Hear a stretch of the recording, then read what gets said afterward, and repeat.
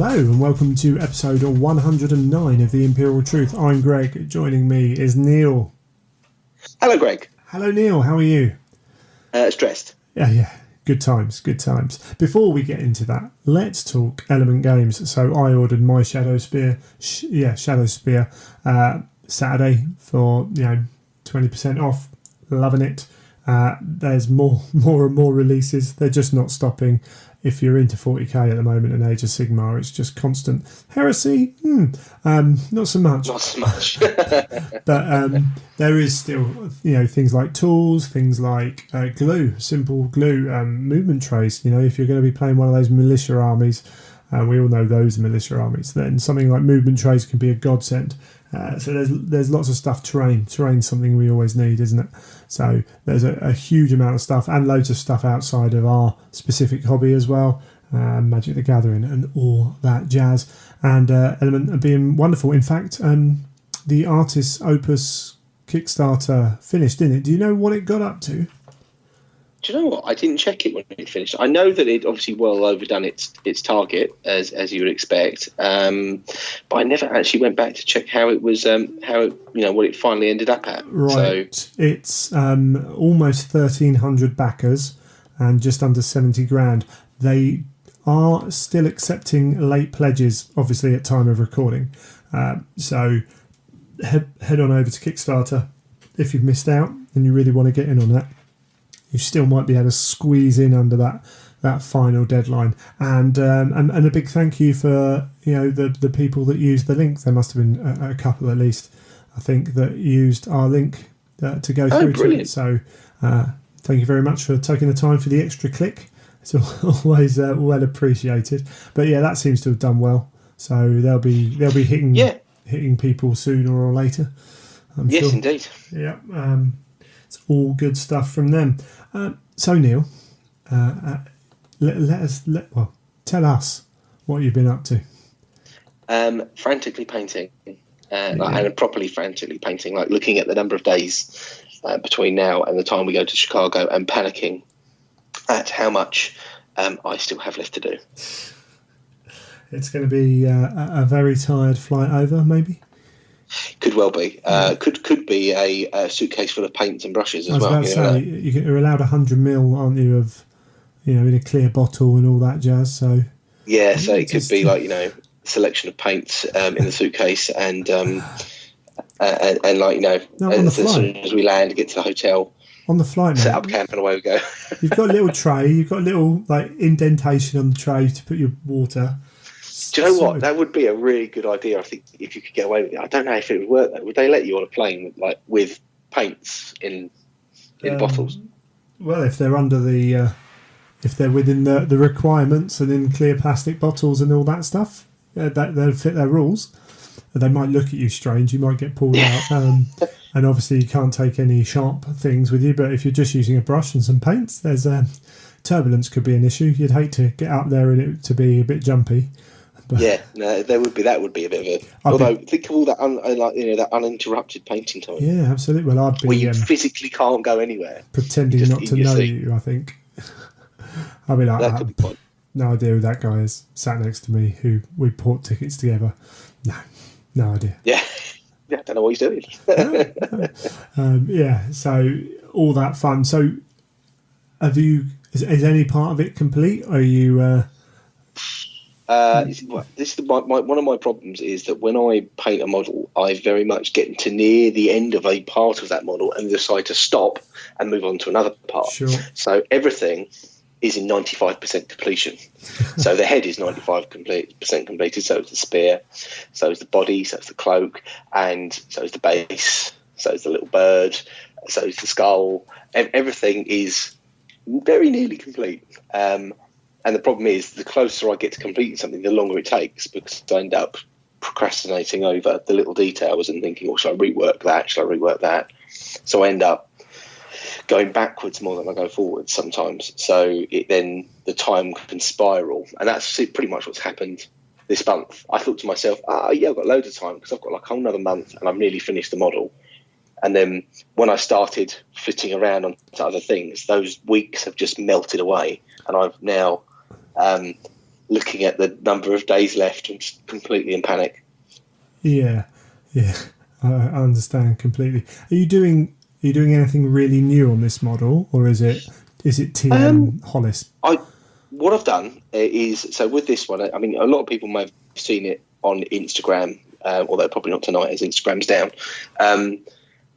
The model is very much how I've gone for a really super heavy metal style, a really super bright, super bold, really sharp highlights, and I mean crazy sharp. When I compare it to other stuff I've done, it's sharper than I've usually gone on a lot of other things. But I think that adds in with the vibrancy of the colour, so it helps it really stand out. But then what I have done, and I've been playing around with for the last couple of nights, is the actual bassy thing on the bridge part. I've gone for a much more weathered, realistic feel. So it's a very different technique of painting, but what it does do is when you put the model, it does make the model really jump out at you, because it does so contrast then with the base. Where I was worried that if I painted the base very bright or very sharp highlighted or whatever, it would all look like a bit of a blob. Yeah. So heavily weathering it sort of has its own character. But then the really sharp, crisp model on top really sort of stands out at you. So it will look quite different to a lot of things I've painted, because I often weather the bases, do bits and pieces, but this one is like a very, very large amount of weathering that I'm doing. Sure. And also, if if you were going to talk about your art, I suppose what you can see in that potentially, if you want to look at it this way, is the kind of the story of the Eldar. So what it does. So it does that one thing where you've got that real contrast between the Eldar and the scenery. Yeah. Which so it kind of highlights the model of the model, which is the most important part, isn't it? Yes. Yeah, indeed. And then also, it's almost like that is the arch itself is a representation of Eldar civilization. Mm-hmm. Yes, definitely. And although they go around and keep things well, like the fact that Eldar civilization is slowly crumbling to death. Yes. And has been ever since 40k. I've read about 40k, so it's that's quite cool. It all works together, whether it was intended or not. It's a lot of work, and I've quite enjoyed doing the base and the weathering, actually, because it's a very different discipline to painting. When you're trying to paint smooth and clean and crisp, it's all about very much controlling your brush, controlling your paint to make sure that it all looks, that it all lays right in it. Whereas with a heavily weathered piece, you sometimes need to be more erratic and work faster and let those mistakes happen, so you can then work with them to make it stand out. So it is quite odd sometimes. Sometimes I'm literally hammering away at it with a brush, and then looking back at it and going, no, it's too neat, and then I sort of have to mess it back up again to try and get it back to looking more weathered. And so we get so used to doing a particular style or a particular type of painting, and then you have to sort of re-educate yourself when you want to try and get back into the swing of things. Oh yeah, definitely. I'm learning how to do lots of spray canned coats has been my challenge. Definitely. Mm-hmm. Yeah, spray it silver, leave most of the model that colour. It's taken me a while to get hold of. Yes. But no, yeah, absolutely. That's completely understandable, and particularly when you spend a long time doing one particular style. Yeah, definitely. I mean, it's good though. I think it's good to sort of change it up a bit as well. I think because you can. I was talking to some other painters the other day, and you look at you always have a chat about what you're working on, and people put up their pictures and stuff. And sometimes you look at it and you go, yeah, you always paint this type of model. You always paint this style. So sometimes. It can get a little bit repetitive, a little bit boring. I suppose there's also a danger because of the style that, it's another, say, Neil's done another, non-metallic metal, character piece. Oh, it's not as good as his Perturabo. Yes, and yeah, that's the therefore, other problem you get. Yeah, you're so always judged against those really good pieces that you did, and possibly judged against that rather than the other pieces that are in the cabinet. Yeah, no, definitely. So, I remember when I did, Eidolon for the previous, the last Heresy Demon that we had, and I remember that was the last one I went to. The last one you went to, yeah. I remember speaking to some people and them saying, yeah, it's not as good as your Perturabo, because obviously it was non-metallic metals, it was a character series model. And you do get judged on that, that piece was really good and this isn't as good as that, and that, you don't ever want to feel as though, as a painter, that you're not going backwards. But also, do you know what I mean? Absolutely. But also going forwards. Also, psychologically, those people are, well, if it's not as good as Perturabo, it doesn't deserve to win, almost thing. And it's like, well, that's not a fair way to judge that model. That model should be judged in isolation. However, we are human; none of us can do that. So it's putting you on that back step from the start. So automatically mixing it up means that you reduce a certain amount of that kind of attitude. I say attitude; it's not an attitude; it's a natural reaction. So that's cool. That's cool. It's weird. I've been at home a lot, obviously being off ill, and yet don't seem to have managed to get a lot done. There's been the Studio Truth currently has boxes everywhere. I have got boxes of stuff that's been put on eBay or Facebook, boxes of stuff that needs to be put on eBay and Facebook, boxes of stuff that's been put on friends groups first, other boxes which I'm not entirely sure what's in them yet, haven't gone through them. I spent on and off or over a period of 3 hours, I was keeping an eye out for my Orlok gang. Well, first off, I went to build an Orlok gang, opened the box, found I'd already built it. Spent the next 3 hours of going through stuff, keeping an eye out for it, thinking, oh yeah, on top of that shelf there's 2 bits of foam. That's got my Necromancer stuff in though, it hasn't got the Orlok stuff in. Oh, but there's that box. Eventually found it in a box waiting to be sprayed. So yeah, I've been selling some books as well, some Black Library collectibles. Essentially what I've been doing, or what I did about 4, 5, 6 years ago for a period of time, was invested my money badly. Yes. And now I'm pulling that money back out.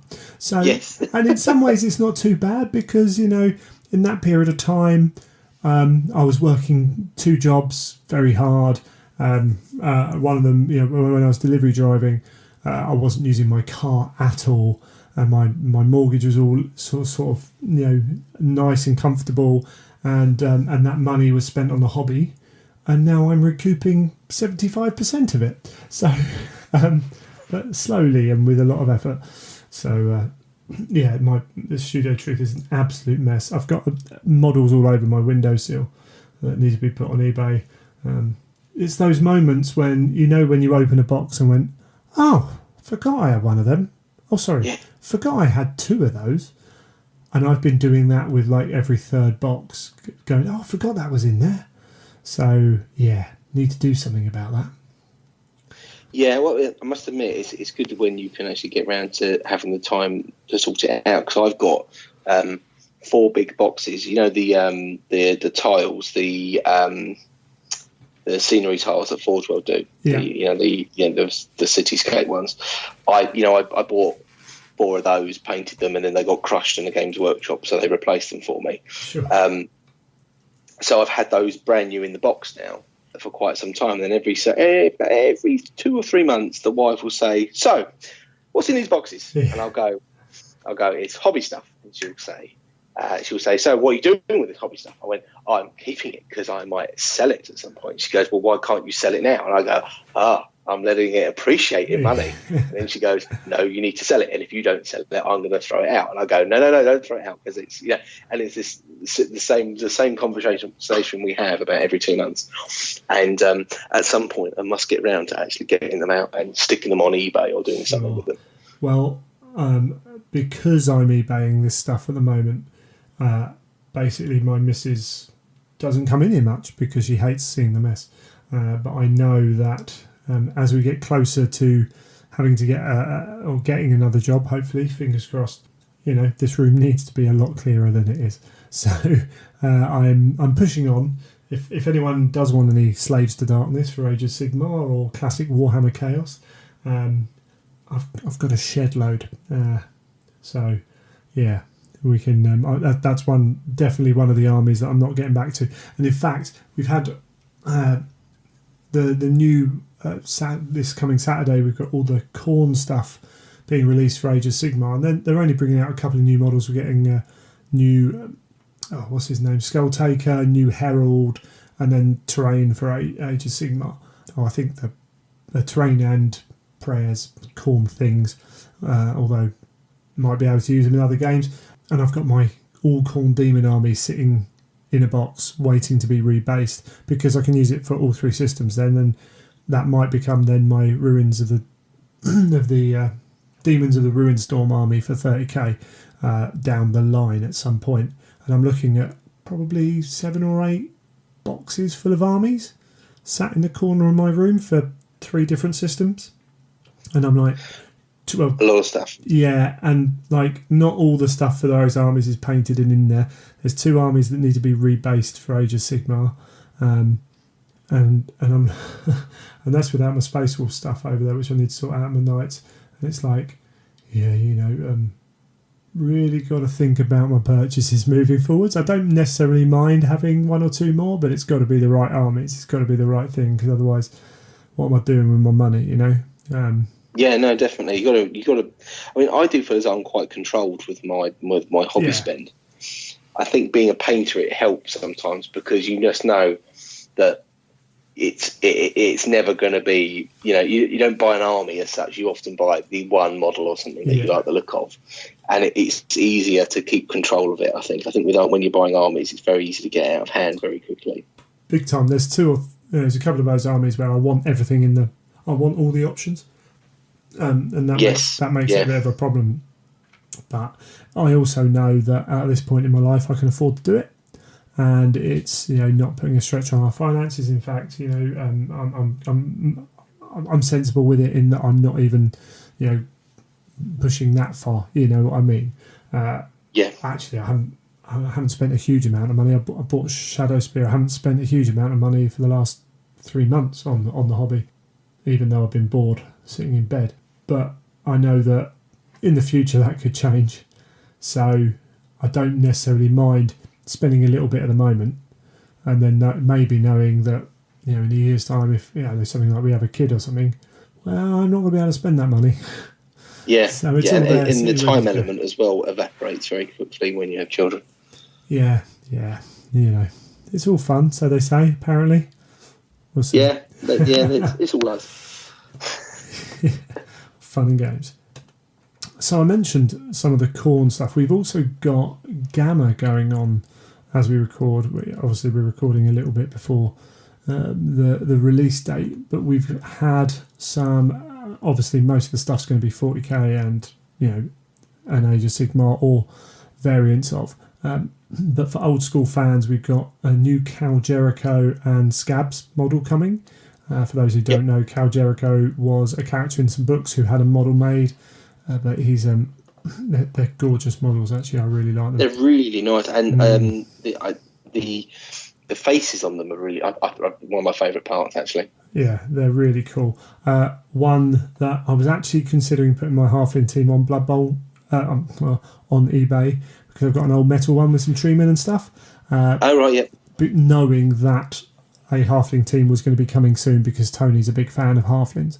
But the halfling team they've made for Blood Bowl, when you talk about faces, there's some crackers in here. That is a wonderful team. It's really, really pretty. Brought it up almost for quality of models, and that squirrel is fantastic, sitting on a halfling's head. So, if you are someone who's looking for a bit of a fun challenge or whatever, and a real painting thing, I think the halflings could be very, very cool. And they've even done the Norwich City colour scheme, which is the colour scheme that I did, although they've done lines. I was never going to do lines. Stripes. It was never going to happen.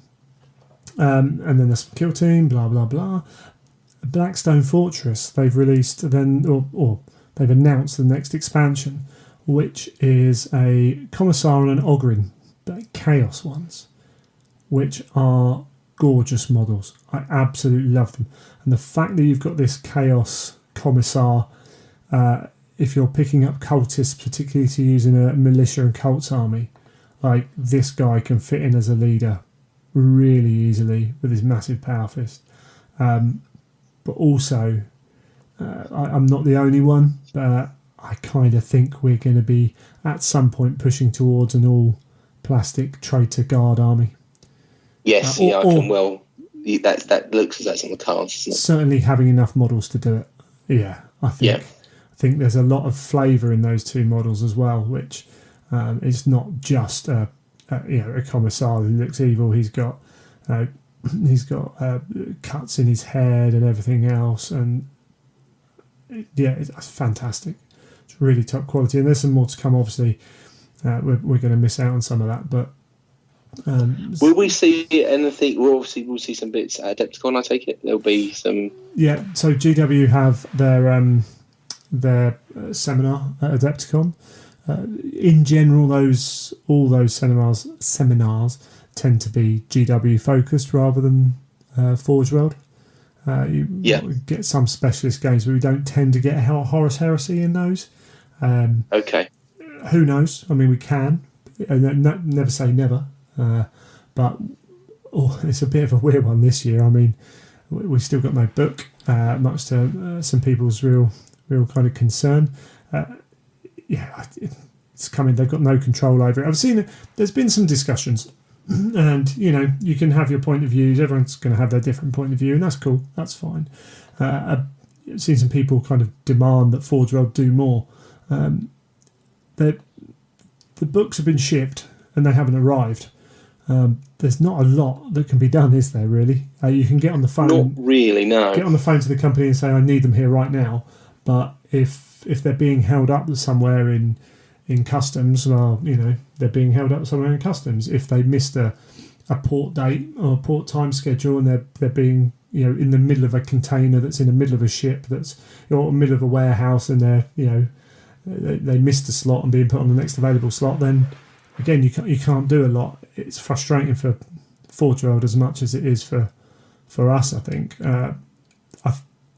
The whole process of ordering and stuff, I have heard that some of the things that were said at the Weekender were said by events team people who didn't necessarily know enough about what was going on or how Forge World would necessarily in regards to like delivery times and all that sort of stuff. Yeah, because I think there were some things being said to certain people. It's all a bit hearsay, but there were people saying, well, I was told that we should get it kind of March and then other things, and I don't know if the March thing was then, but I've heard other little bits and pieces.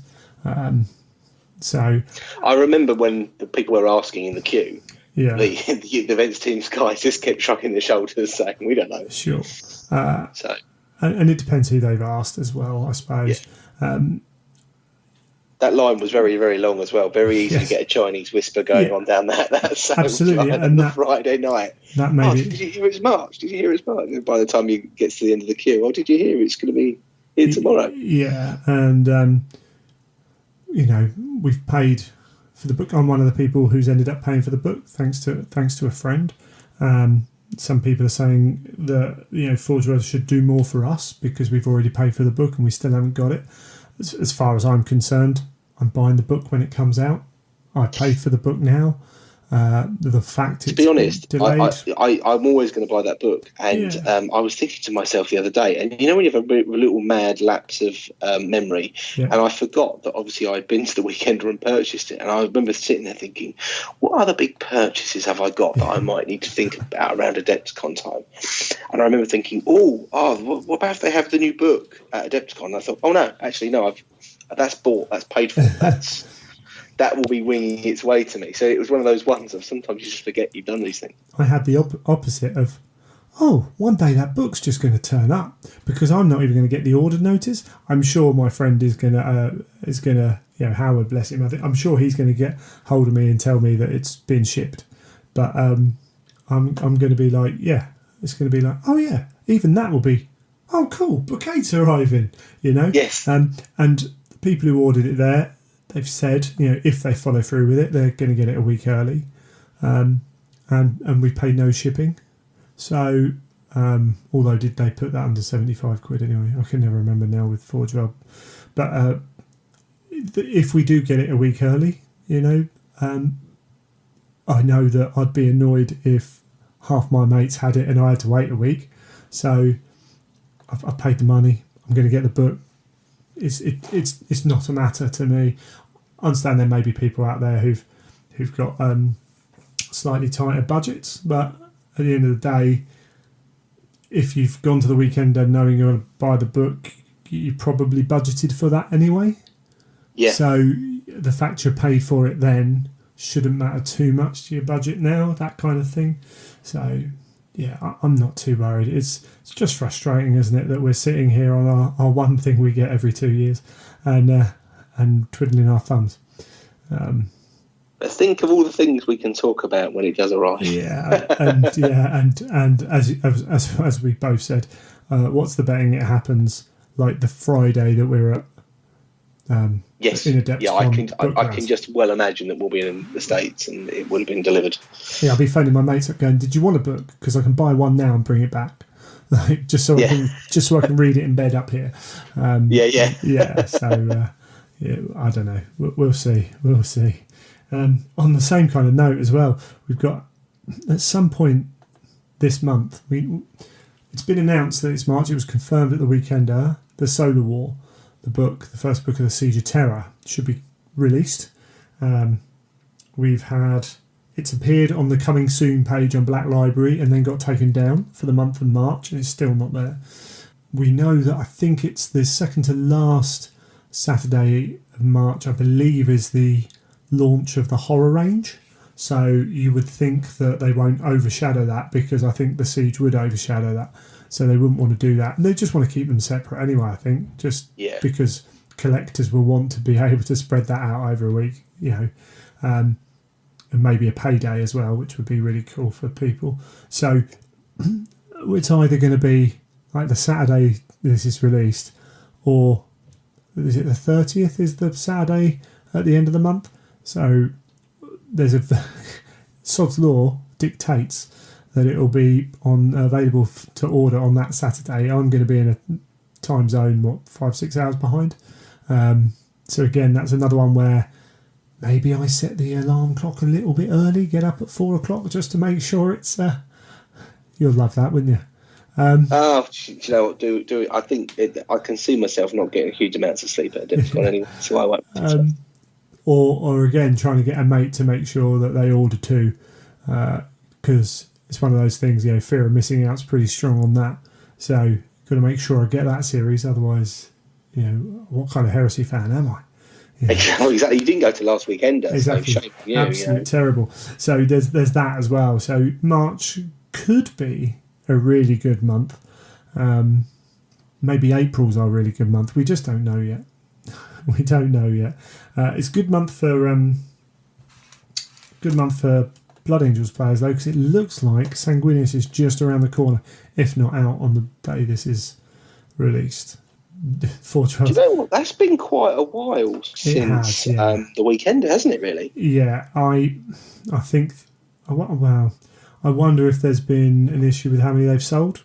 Maybe they didn't expect to sell. I don't know, but I think they should be putting up things like the Primarchs, which get put online. I think they should be looking to put them up a week or two maximum after the Weekender. Yeah, certain things. Yeah, you would have thought. Just so that if some person does cave in and spend £230 on one, like over time you'll realise that they come out one week or two. It's like just a week's worth it. A week isn't worth the extra 150 quid you're going to pay for that model. That kind of thing. Sure. I must admit, that guy, remember we spoke about that guy that had flown over for the Heresy Weekend on the just for the Friday to pick up Sanguinius, you always think, oh yeah, he made the right choice, you know. Yeah. He got it exactly when he needed it. If you're that rabid, absolutely, and he's got the one he wanted, and it didn't come out for ages. So yeah, he played it well. Yeah, absolutely, and there's plenty of fans that are rabid. So it's an interesting one. So we got him out, but we got his rules released as well, which slightly worries me about release of the book. Like they're not releasing it next week, surely, if they've released Sanguinius' rules right now. You would think not. Maybe they'll surprise us, but never know. You would expect them to say you can get his rules very soon as well, if that was the case. Yeah. So there might be a downside of it, but I do want to have a look at the beast. He's impressive. There's been a lot of chat about how powerful he is, and I think some people are missing some points, but he is pretty cool. So he's weapon skill 9. Let's go through this. He's weapon skill 9, strength 6. So he's strength 6, toughness 6 with 6 wounds and 6 attacks, right? So it's pretty standard. Primarch there, 2 up save. Initiative 7, pretty good. Weapon skill 9. It's not bad. There's only a couple up there. Not bad at all. Yeah. Who else is weapon skill 9 in Heresy? Russ Fulgrim. Fulgrim? I'm trying to remember now. Is Fulgrim 9? I'm not sure he is. There's someone else. I'm sure there's one other. I can't. My mind's gone blank. Anyway, it's up there. It's pretty up there. He's a jump infantry, of course. Obviously. Yep. He has. What does he have? He has loads of name stuff. He's got frag grenades. He's a Primarch with all those rules and some others. Very bulky, being the only base one, which is pretty standard. He is the sire of the Blood Angels, and it gives him +1 initiative and +1 attack in the first turn of any combat. So he's initiative 8 with 7 attacks base. That is pretty cool. For the first round. And then while he's on the battlefield, all friendly jump infantry units, blah, blah, blah, may choose to use their jump packs in both the movement and assault phases. So you can move 12 and then re-roll your charges. That's a pretty useful ability. It just means you're going to get 1 or 2 of those extra early charges. Yes. Which is really useful. And, that time you roll a 2 when you need a 3 is always helpful. He's got Angelic Presence. Friendly units within 3 inches of Sanguinius gain D3 to the wound value used to calculate if the unit has won a close combat. That's pretty good. Yeah, that's pretty cool. It's not normally, I find with Horus Heresy, doesn't normally win you a fight, but what that D3 might do is where you win by 1 or 2, you now win by 3 or 5. Yes. And all of a sudden the enemy is falling back. So that's where it can make a big difference, because also, sometimes you can get caught in those combats, can't you? That you just need to, you need to be able to get out of and get onto the next one. So even, Sanguinius kind of suggests you're going to use a lot of jump infantry. They're not stellar, They're still the base jump infantry aren't amazing. So particularly in combat. So they're not going to do the kind of things sometimes you think they should do. So being able to just, as you say, win combat by a couple, go on the extra, make that difference and free up a unit is pretty huge. Yeah, definitely. He's got a 2-up armor save and a 4-up invulnerable save, via the Regalia Resplendent. But it allows him to reroll any failed invulnerable saves on the turn in which he charges. That's pretty strong. That's pretty strong. I mean, again, you're going to have to make sure you use that carefully. Yeah, the advantage is your jump infantry, so it's going to be easier to use that. But on the charge, Sanguinius is a beast. Right, there's no doubt about it. And with him being jump infantry, you know that he's going to always be charging. Yeah, and you should be planning for that. And this, and that's my kind of thing. His great wings. So he can always use his jump pack in movement and assault phases. When he resolves Hammer of Wrath attacks, he does so at Strength 10, AP 2. That's not bad. That's not bad at all. That's a nice little extra punch, isn't it, as you go into an enemy? Yeah, and to be honest, for squads and stuff, it's one model. right? And usually, unless it's a terminated bodyguard, then it is useful. But Vehicles? but it means you can hurt a vehicle. Really, Yeah. You're hurting a Leviathan on a 4-up, doing a whole point. You're hurting other stuff like that. It can become the difference between finishing off that vehicle or I crippling mean, because it. what's he like if you flew him into a super heavy tank? What would his ability be to actually smash that tank apart? If he's charging, he's got a good chance of doing a lot of damage because we're going to his weapons in a bit. So yeah, it gives him that Hammer of Wrath attack, which is really cool. And when he deploys via Deep Strike, him and any unit he accompanies does not scatter. Awesome. Yeah, so that's a strong ability as well. The fact That's that a very strong guarantee ability. you're putting it where you put it. It means you can also go for those really dangerous, awkward little corners, which normally you might shy away from. Because you think, oh, then if I put it there. And again, I'll go into some of the disadvantages of that in a little bit. And most people do know them. And they're quite obvious when you sit and think about it. And then he's got the ability Sky Strike. At the end of any movement phase in which he's moved his jump back to move, one enemy unit not locked in combat that you've moved over takes 1 hit. If it's a flyer in zoom mode, they take D3 hits. These hits are Strength 6, AP 2 using random allocation and the Ignore Cover special rule. That's all right. I mean, a 1 hit on a unit at Strength 6, AP 2, randomly allocated. You might have a chance of pinging a apothecary out of a unit or a champion or something like that. Against vehicles, these hits are resolved against the target's side armour. So again, if you've got a lighter vehicle, you could do some damage. His weapons now, Infernus. So he's got an 18-inch, Strength 8, AP 1, Assault 2, 1 use ranged weapon. But that's not bad. That's all right. Again, it's one of those things where a medium tank is going to be quite worried because the AP 1 at Strength 8. Almost I could see this being more used for that turn you don't want to charge, but you can also whittle a unit down till the characters are standing there. Yes. So yeah, putting a Strength 8 AP 1 two shots into one of them, that can happen. And then he's got the combat weapons, the Blade in Carmine. So he has the Blade in Carmine or the Spear of Telesto and Moon Silver Blade. So the Blade in Carmine is +1 strength, AP 2, melee, rampage, shred. So that puts him at strength 7 with rampage. So that's on the charge, that's D3 attacks. Yep. Plus the 1 extra attack for being Sire of the Blood Angels. So that's sweet. 7. So that's 8 to 10 attacks on the charge with that at strength 7 with shred. Nice. Yeah, this guy's going to ruin units, particularly if he charges. And then the Spear of Telesto and Moon Silver Blade, because they're taken together.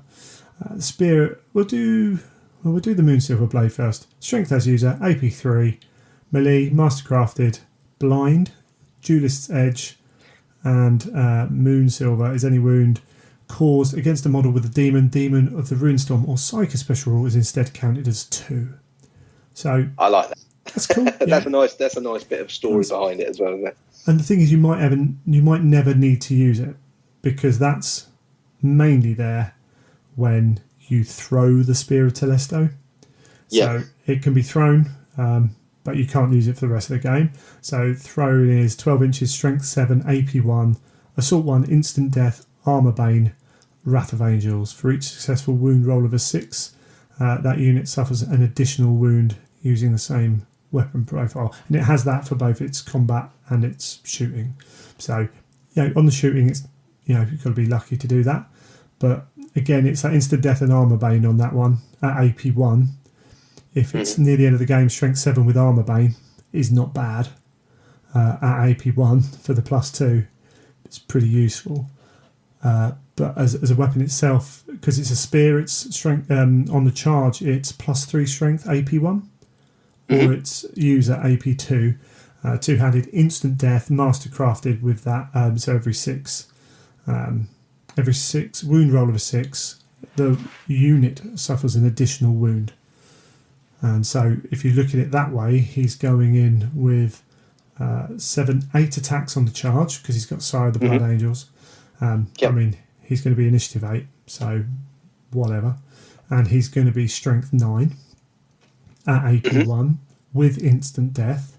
See, the instant death thing I find is a massively useful rule. So that's where, like, people are talking about the real close combat characters.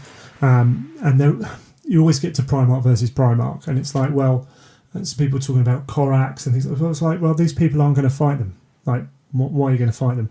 But this guy, he's going to go in, he's going to rinse, like, Mechanicum are going to be scared witless of him charging. Yeah, can you imagine? Because of the instant death. He could literally just go through a Mechanicum army on his own, couldn't he, really? He's rolling 2s to wound Castellax. He's rolling 3s to wound Thanatars on the charge with the Spear of Telesto. And it's mastercrafted, so you're re-rolling one of the attacks. You know, problem with Primarchs is you still need 3s to hit. So the amount of times I've seen Primarchs roll 1s and 2s. So, and obviously, and also, if you go into the side of a vehicle, you're going in with 8 attacks at strength 9, AP 1. Yes. So, yeah, if you want to go and kill a super heavy with him, right, Spear of Telesto's pretty much going to do a good job. Now, so overall, on the charge, this guy's mean. Yeah, so people say, oh, well, you know, you can't do anything about him. He's filthy in combat.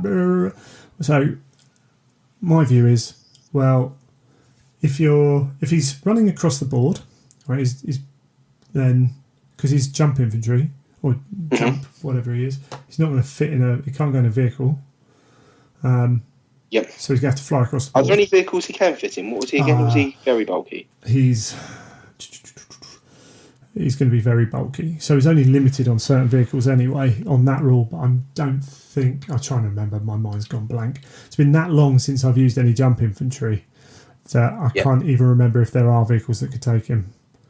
Because personally, I think, that's one of the big things, isn't it? I think so many times you see Primarchs protected by the big vehicle or whatever, because people are concerned about people getting gunned down. So that is it really? So Sanguinius is either going to have, he's going to have jetpack troops with him. So whether it's command squad or just a huge unit of an assault squad or destroyers, you're going to have it. You know, the people who want to use him like that are going to take a unit like that with an apothecary and all that kind of stuff, and they're either going to fly him across the table as quick as possible, or they're going to drop him on turn 2. Or I'm trying to think, actually, trying to remember the rules for the rights of war about what you can drop turn 1, or take one of those rights of war that you can drop on turn 1, because there are some of those. Now, so if he's across the table, then you know where his starting position is. Now, if they're going first, then he's been deployed, usually. If you're going first, then you know where he is. So if you can either deploy away from him or move away from him. And it might only buy you 1 turn, but 1 turn's all you need sometimes. If he's dropping out the sky, if he's taking some of those rights of war, then some of his army's not coming in. Like, some of it might be on the table, but some of it's probably coming in turn 2, so you don't have to worry about that portion of his army. Yeah, you've got a Primarch pretty close to your lines. That's a problem, but, you know, we can work with that. First thing you can do is, if you know he's dropping in, then you don't give him any space to drop in. You really don't. Yes. And you know what? And by doing that, you probably know what the bodyguard unit is for Sanguinius. You can probably see it in someone's army list. Whether they take a command squad, it's going to be very obvious. Or whether they've got 3 units of 10 or 3 units of 15 jump pack troops. Okay, well, he's got a unit of 15 jump pack troops that go with him. Brilliant. Well, I'll make sure you can't deploy 15 jump pack troops within my army. So because let's face it, getting that many models on the board effectively is going to be tricky. Yeah. So you can protect yourself a little bit. You might have to compromise a little bit of board to do that, but that's what you do, because you don't want that unit in the middle of your army deciding exactly what he wants to do. when it comes down, he can't do anything. He can run or shoot. So you're probably not going to shoot because he's got a load of dudes there. And if you've got any templates at all, he doesn't want to lose his whole bodyguard unit in one shot. You know? Yep. If we take Mechanicum, we're worried about that instant death. Well, if I've learned anything with Mechanicum, it's getting rid of the bodyguard units not that difficult. And then there are usually ways to be able to put plenty of wounds on Primarchs. So if someone put Sanguinius down in front of my army turn 1, and there weren't, even if they put a couple of another assault units next to him, you know what? I reckon I could, if not kill him, definitely make sure that he's dying my next turn. Because he's also, if he charges, the chances are he is not leaving any of my units that alive. He's going to be stood out for me to be able to shoot him. So I'm not worried about that. If you've built any army for Heresy and you're going to the kind of event, or you play the kind of people who use Primarchs with bodyguard units and all that, then you probably should be used to dealing with it. So you should have your own ways of doing that again. So you're using the same principles. And all the time you're doing that, you're also moving away from him. So you limit what he can reach. Yes, he's got a long range, but you can't go, the chances are his charge range is going to be whatever. You're not going to risk a 10-inch charge if you've got, a 5-inch charge, which is just as good. So you can sort of control where he goes with that. Because I used to have a friend I used to play with, and he always used to say, if you're going up against a Primarch, just feed him units that you want to feed him. Just let him, make him create those roadblocks of units that you really, that are just going to sacrifice to stopping that Primarch from getting to where he wants to be, the big juicy unit he wants to kill. Yeah. And if it is that important of a unit that Sanguinius might go lone into it, again, when you're moving your units, don't leave space for his base. Yeah. Because then he can only charge the outside unit of whatever you've got. And if that's 20 tech thralls, well, even Sanguinius, if he's got his squad with him, it might go through it. But if you've killed the squad and it's just Sanguinius, even with 9 attacks on a charge and then 6 attacks, he might go through a few 6s to wound on the Spear of Telesto. It's still probably going to be there after the turn you charge. Yes. So, and all you need is 1 tech thrall there if they're fearless to go. No. Exactly. Yeah. The amount of games I've played where you've had something like those tar units that just sit there. I lie. Sorry, you would need him to last until the other turn. So actually, tech thralls is a bad idea because it's one of those ones where you could easily die and let him have a free charge. So I'd be wary of that one. Or what you do is you charge him with 20 tech thralls. That's the option because you're not killing them in one turn. So yeah, but yeah, you do. And I've done it with Horus, and Horus goes through tech thralls. He's one of the ones that's actually really good at it. When you do it with Ferrus, you're just like, it's just hell for or Vulcan or any of those ones with 4 or 5 attacks. Yeah, because you literally you just like splatting like 2 or 3 of them a turn, and then it's just like, it's horrible and you just see the look on their faces. It's just like, oh my word, what am I doing here? So you've got things in your armies that can do it. The unfortunate thing for a pure Marines player is there aren't many units that could do that. Mind you, if you've got cataphractic Terminators. They're a great Primarch. If you've got a decent unit of them, the amount of times you roll, again, if you charge, you're denying him those attacks. You just need to stay around on the leadership test. Yes. And again, it all depends what he's coming with and all that jazz. But there's stuff you can do. If he deploys on the table, then you've got that much more time to move away to know where he's going. And I'll tell you what, if you're worried and you can't deal with him, then you split your army up in 2. Because he's got 6 turns, or 5 or 6 turns usually in a game of Heresy. He can only kill 5 or 6 units. Normally, in most games, he's not going to be able to charge at anything turn 1. So 4 or 5 units.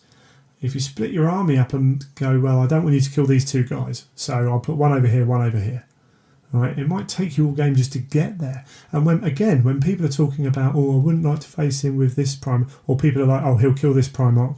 really quickly. And people generally got. There's a topic I saw where people were talking about Primarchs versus Primarchs and who's the best and who's were, and it's like, oh, so and so would smash Kurz. It's like, yeah, but why would Kurz be anywhere near that Primarch? Like, yes, yeah, he just wouldn't. He'd be over there smashing up all the units instead. Like that's what you do. When you put a Primarch down, I know it's fun to see Primarch versus Primarch fights if you haven't done them in a while, but it doesn't mean you have to charge towards that fight.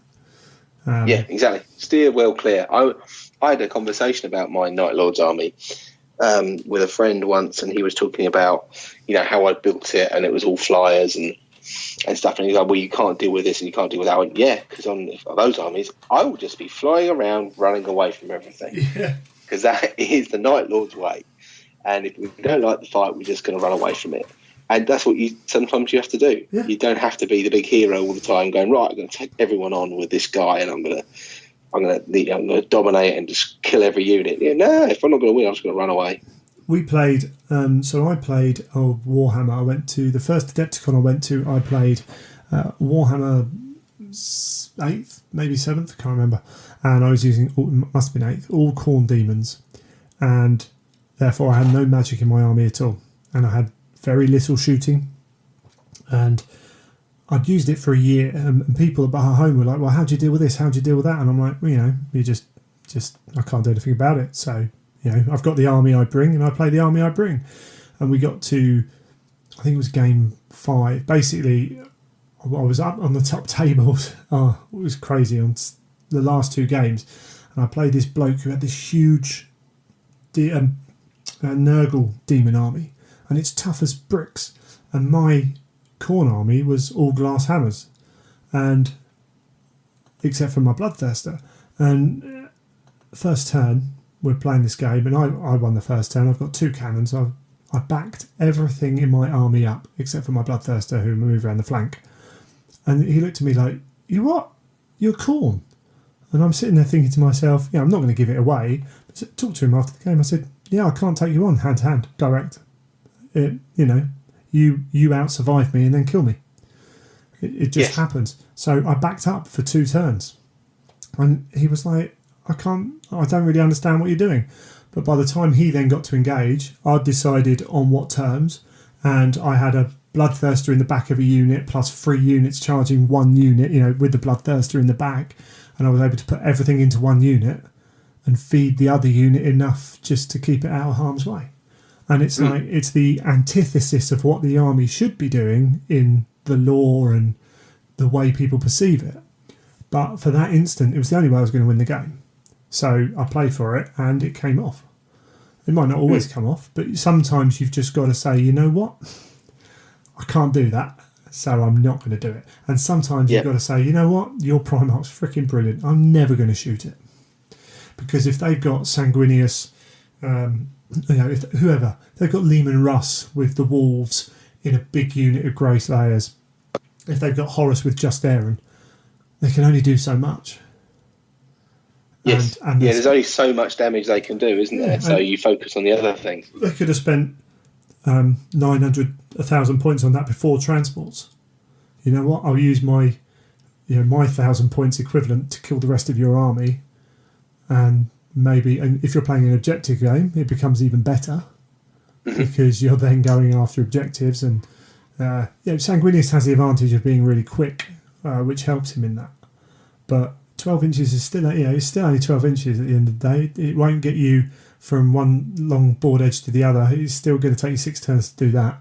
So, there's things you can do, and it just made me. I thought it would be interesting just to kind of discuss that a little bit. There's no doubt he's got some cool rules. Also, so his angelic presence is really good. That plus D3 wounds, you've got to be within 3 inches of him. So again, but if you spread out, cool, keep your army together. Gain that benefit. Fine, you're in the part of the board that I'm controlling where you go. Yes, that's great. Crack on, mate. I've no problem with that. And apart from that, so he's got that and the allowing jump infantry to move in the assault phase. He's not giving a huge amount to his army.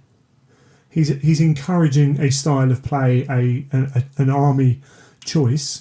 Getting those extra charges. but it's not like Guilliman. He's not like tossing out special rules to units here and there and everywhere. And because you often find there are the two trade-offs, don't you? You do get the Primarchs that have lots of buffs, and you get the Primarchs that are very, very punchy. He reminds me a little bit of Russ in that respect, and there's a nod to helping your army out, but it's mainly about what he does. And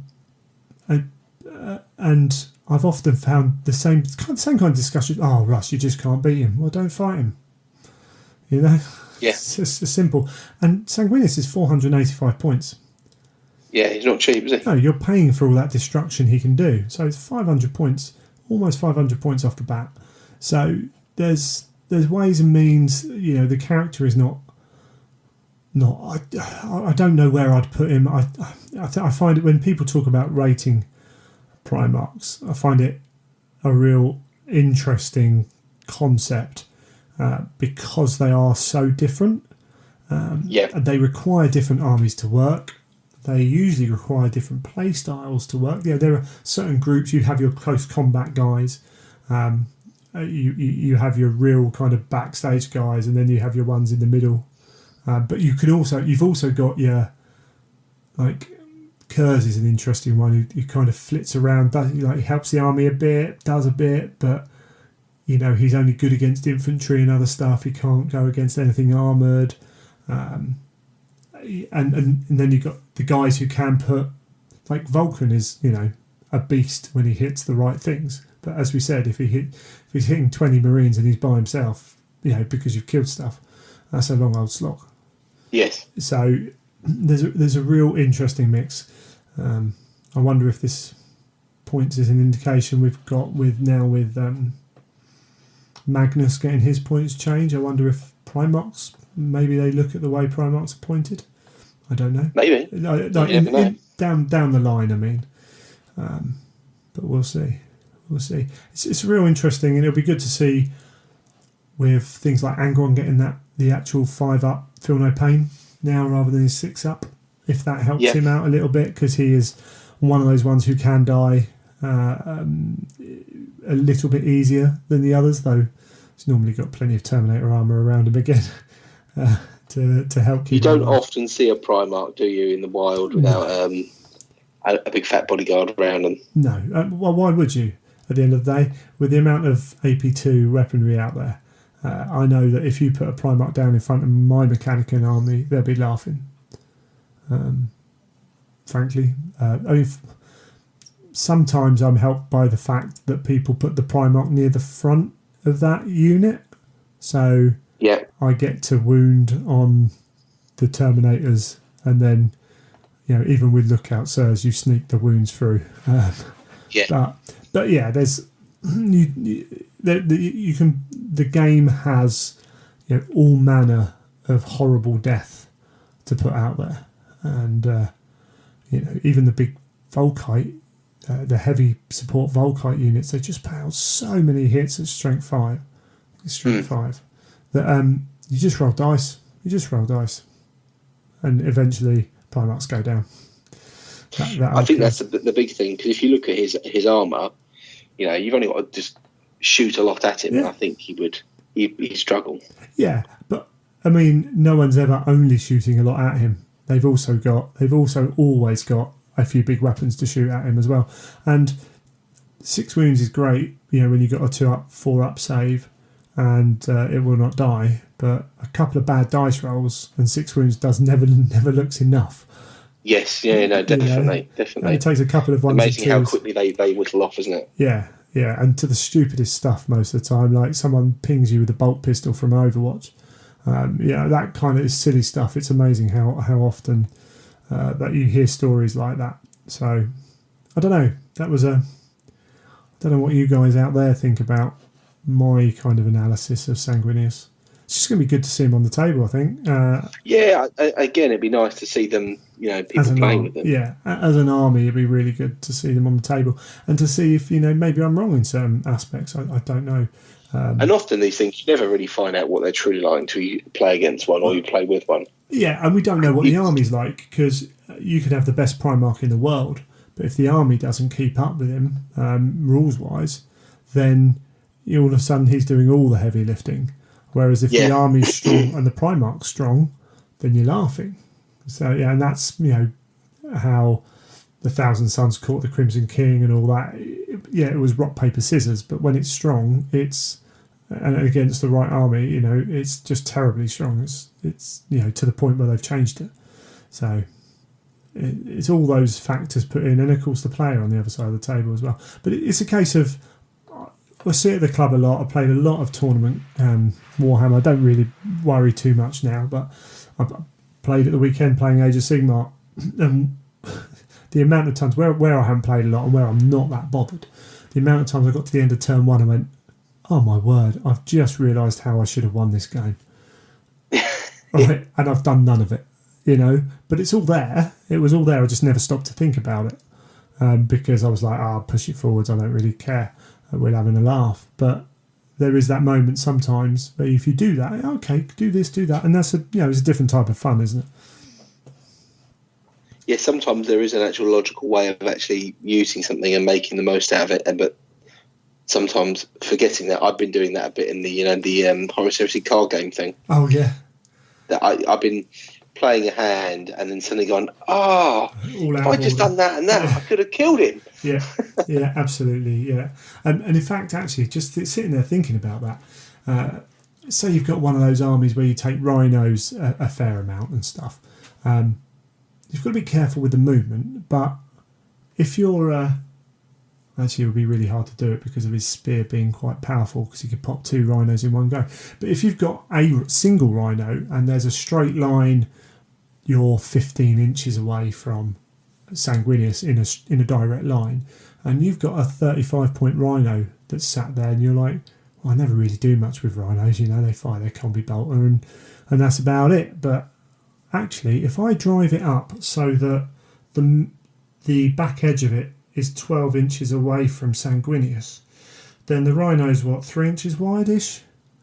Then he's not allowed within an inch of that. All of a sudden, you've taken 4 inches off his movement. Yes. Right? And those kind of little things can be massive, because if you do that twice, he's lost 8 inches of movement over 2 turns. He'll charge, so actually you're only losing that 3 inches of movement, so 6 inches. But unless he rolls a big charge and jumps over, you can do that. But you can play around. You've got to be a bit sensible with it, so it doesn't quite always work like that. But what it means is, for that turn, he's 4 inches away, which means you 5 inches, 6 inches back from that rhino, you're now 10, 11 inches, whatever, 9, 10 inches away from the charge, which becomes, as I say, one of those, do I want to risk a 9-inch charge with Sanguinius with a reroll, or do I want to take the easy guarantee charge and know I kill something? Because if I don't kill that rhino, it's going to move again and be in my way again. Yes. I explained that really badly because I got it wrong, because I suddenly realised, you can just jump over it. But you can. I mean, like if you, I remember someone saying to me once that the way of dealing with flyers was if you spread your units out so they couldn't physically actually fly in the straight line they've got to and stop where they need to, because you've positioned all your vehicles in a particular way, that actually makes their life really, really difficult. And it's a similar sort of idea, isn't it, really, for absolutely for Sanguinius. Sometimes just controlling board space can be enough to do what you need to do. And again, just look at the look on someone's face with a flyer when they're like, oh, can't land where I want. Oh, actually, I can't actually land. Well, you know what? I'm just going to fly off the table. Sometimes it's just like, it's the most beautiful moment. But yeah, so there's all kinds of stuff there. As you can tell, some of it was off the top of my head and I had to think through it as I was going. But well, hopefully there are some people listening to that who've maybe picked up some ideas or had a little think. As I say, I'm sure there's plenty of listeners out there who are up on that kind of stuff. But Sanguinius is out. I don't think he's going to break the game. I think he's going to be cool. But again, we'll see when he's got a legion around him what he can do. No, definitely. I mean, don't get me wrong. I probably wouldn't leave Lorgar stood in charge range of him for very long, because he's going to be making Lorgar take some saves. Unless Lorgar's got all the psychic powers going on. he could be in trouble. But yeah, cool. We'll take a break there.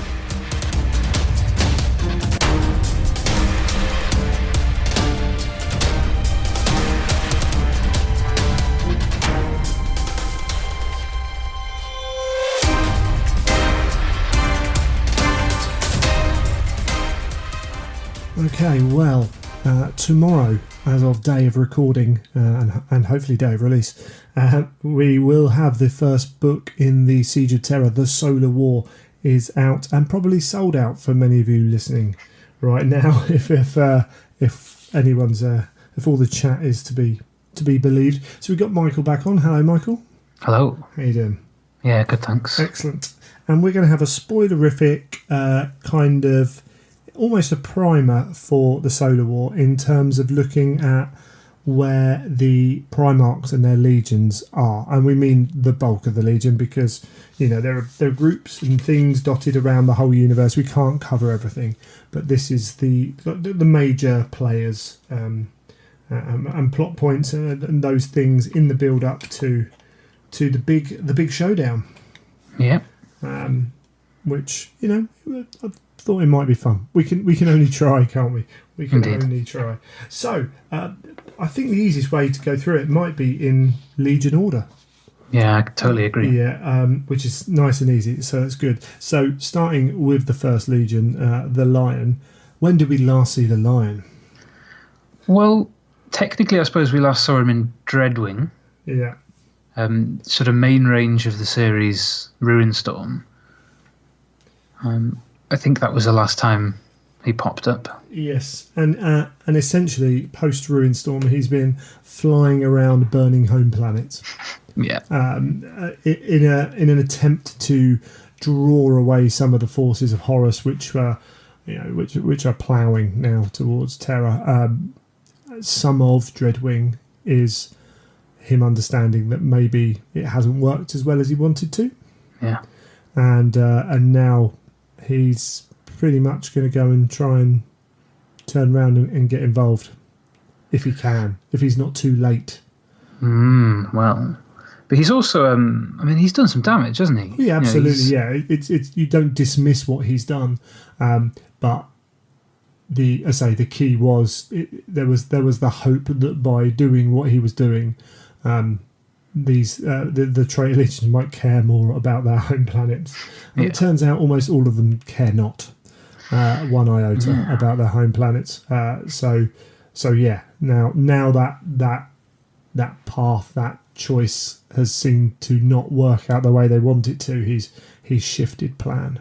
Yeah, and of course we haven't yet had the real showdown on Caliban. So this is very much the Lion and his batch of Dark Angels. Yes. Not really focusing on Luther at this point. No. And in fact, I don't think we're going to get any Luther. I think that eventually resolves post Heresy. Yeah, that sounds about right. So for those hoping for that, I don't think there'll be a huge amount of it. It might be something that's kind of... I wouldn't mind if it's one of those books that's written later, classed as a heresy setting book, and then could add on to the lore we already have. I think that would be quite cool. Yeah. Second Legion. Well, there's not really anything to say about the second Legion, is there? Well, yeah. Well, if you depends if you want to start reading some more of the stories that have come out. The third Legion, Fulgrim. So we saw Slaves to Darkness dealing with some of this, and Fulgrim was pretty much out of the war in any real kind of tactical sense. Didn't really care, and in fact, I mean, if they follow the old pattern, still kind of out of the war in any tactical sense, but has been shown that maybe throwing his lot in will at least achieve something for him. I mean, he had a bit of a tough time of it, really, didn't he, in Slaves to Darkness? That's right, yeah. He was manipulated and essentially bound by the end of Slaves to Darkness. You know, he's obviously Demon Fulgrim by this point. He has been for a while, and he's firmly thrown his lot in. he's there with Horus, with the sort of the main thrust of the traitor forces. And I think at least a large proportion of the Emperor's children are in general. Eidolon's there at the same time, isn't he? Yes. Yeah, But I think you're right. He's probably not contributing a huge amount of strategic insight at the moment. No, and in fact, it will be an interesting insight if we do get kind of his story as to. So the old version was the Emperor's children, after a certain point in the battle, just ran off and did what they wanted to do and committed atrocities all across Terra, but didn't necessarily help much, which leads to all the animosity post-heresy in the Eye of Terror, which is fantastic stuff. And I wonder if there's a point in which, in the siege, where it really shows where Fulgrim maybe breaks free or something like that. It'd be really interesting to see kind of where it breaks down. Yeah, I agree. And I think things have been building up towards that. With Fulgrim's very much, he's toeing the line with Horus, but he's got his own objectives. He's got his own goals and aims, and he's not really properly in control of his legion anymore. No. So I think it's been set up so that it will make sense when they do that. Yeah, absolutely. I'd be surprised if we don't see at least some of that in the next few books. Yeah, definitely. Moving on, we've got one of Horus's good boys, Perturabo. Perturabo and the Iron Warriors. Yeah, so he's been on his journey to Talon and into the Eye of Terror and come out a different person than he was before he started this journey. But he's still kind of... It's one of those weird ones. You can read some of the parts of his story and he's kind of reluctantly thrown himself in with Horus, even though... didn't reluctantly do it initially, but then saw that it wasn't quite what he wanted to do. Yeah. But now it appears that actually he's throwing himself back into it wholeheartedly. Well, I guess he is a pragmatist at heart, isn't he? So there's obviously the whole sort of bitterness around him of he's realised that he's not really getting a better deal with Horus than he was or would have got with the Emperor. But he has to accept that that's what it is. Yeah.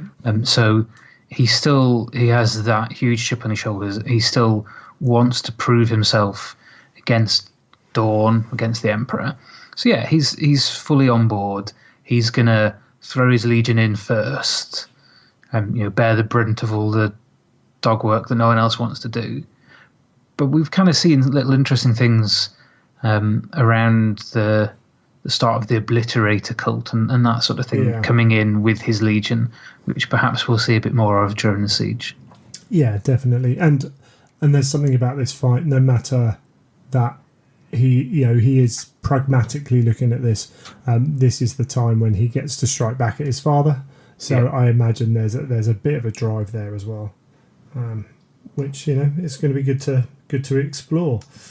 Yeah, I think that should be fun. I really like Perturabo. I think he's one of the more complex characters because he has this sort of duality, and I guess that bitterness conflicting with, he wants to do well and he wants to prove himself. I really like that.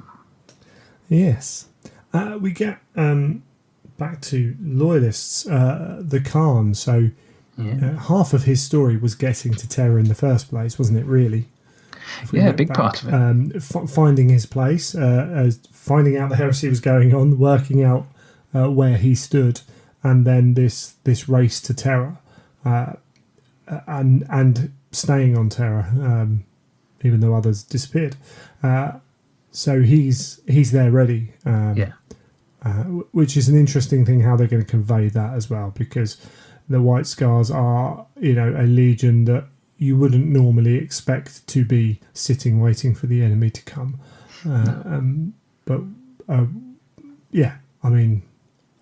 It's going to be, again, it's just like most of these, that's going to be something that I think the writers get a lot of chance to play with, because although I played the board game and stuff and they can move around quickly, it's very different from reading about how they actually then go and fight on on Terra.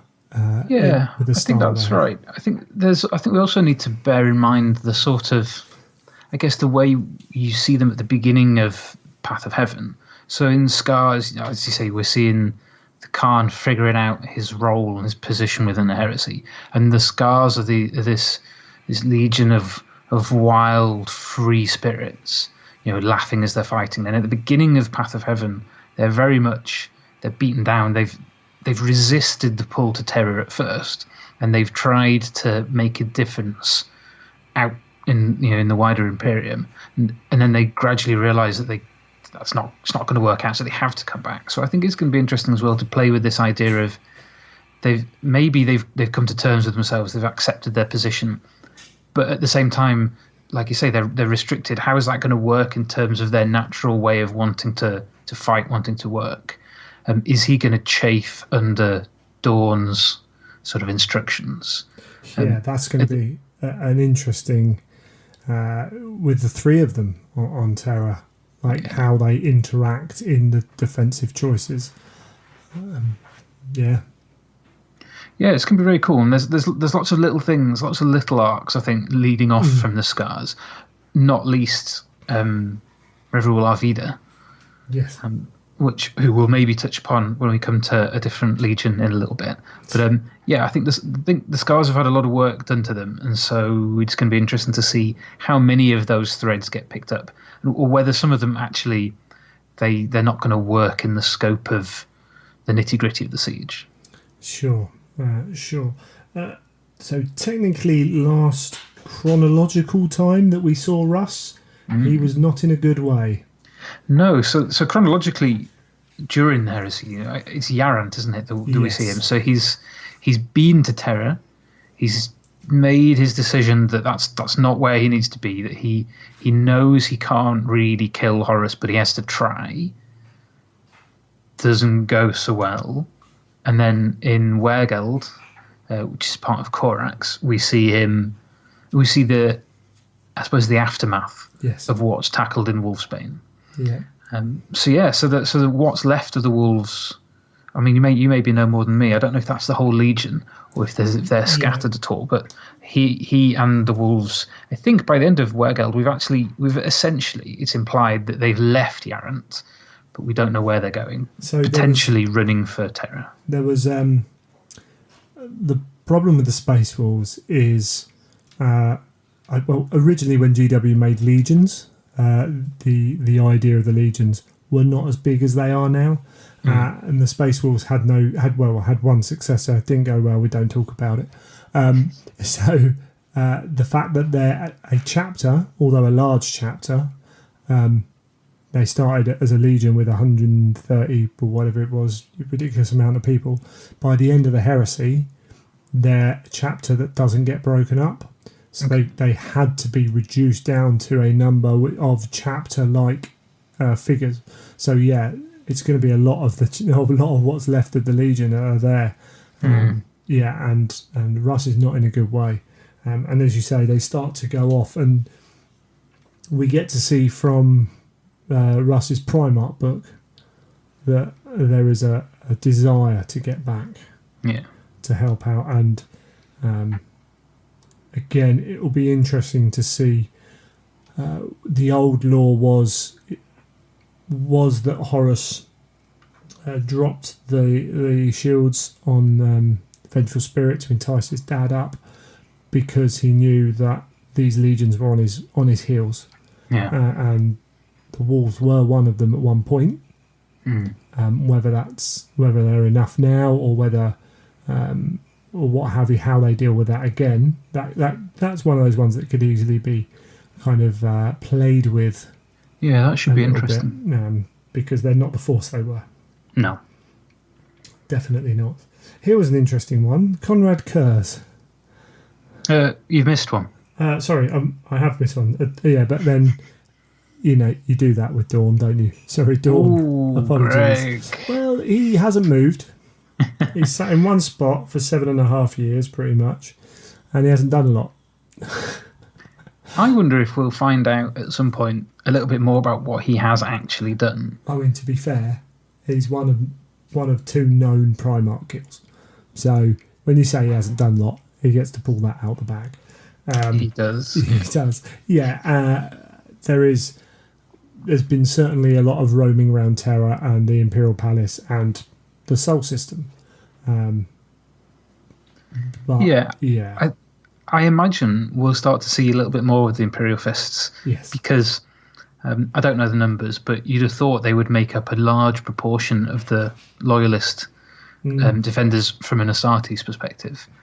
We've got to get Sigismund in there. So he's going to be front and center at the beginning and presumably, holding the walls. I think we'll probably see a lot of Dawn and a lot of the rest of his legion. Maybe we'll see a little bit of people like Archimus. Or what's the guy called who goes off to form the Executioners? The guy with the axes. Oh, blimey! He seems to be quite popular. I've forgotten his name now. I've got Praetorian of Dawn here. I'm sure I can work it out. But I think we may well Fafnir Ran. That's the one. I mean, this is their book, isn't it? This is their one real, their point. This is their time. Yeah, they've had bit parts. They've had some good short stories, but they haven't had. If Pollux wasn't around, you wouldn't have read a huge amount about the Imperial Fist for a long period of time. No, not at all. Other than the odd story where they're getting killed off. Yeah. So this is going to be much like as we move later on to Sanguinius. We have had him, not necessarily his legion, a lot. So there is an aspect of that as well. But yeah, there's going to have to be times here for Dawn to shine. And to be fair, I mean, he's had his Praetorian of Dawn was. Yep. I mean, it was a shared book between the two legions, but you can't argue that he did some pretty cool stuff. Yeah, he personally got a bit of a spotlight moment. Yeah, big time. Yeah, absolutely. No, that's cool. So yeah, we know Dawn's going to be there doing his thing. Okay, so back to Kurz. Yeah, so Kurz we last saw, as far as I'm aware, again at the end of Runestorm, and right at the end. So he's been a thorn in the side of Sanguinius, the Lion, and Guilliman through the whole of Runestorm, because he'd been caught after his rampaging through Ultramar.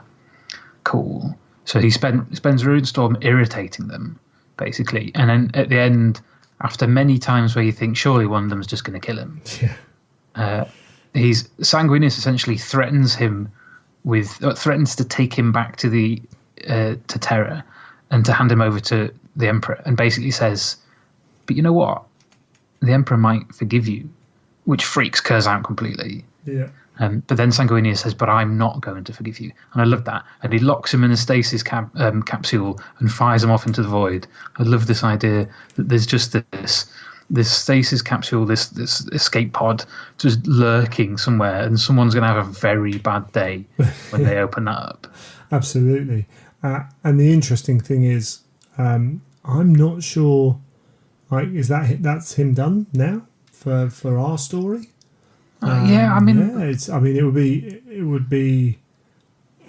I think it would be a shame in a way if he was found so quickly and brought into the final. Yeah, what are the chances of someone just stumbling upon him in the however many months it is? Surely not very many between that happening and the siege. I mean, I don't know from the old lore whether there's any word of Kurz being on Terra. I imagine plenty of his legion are there.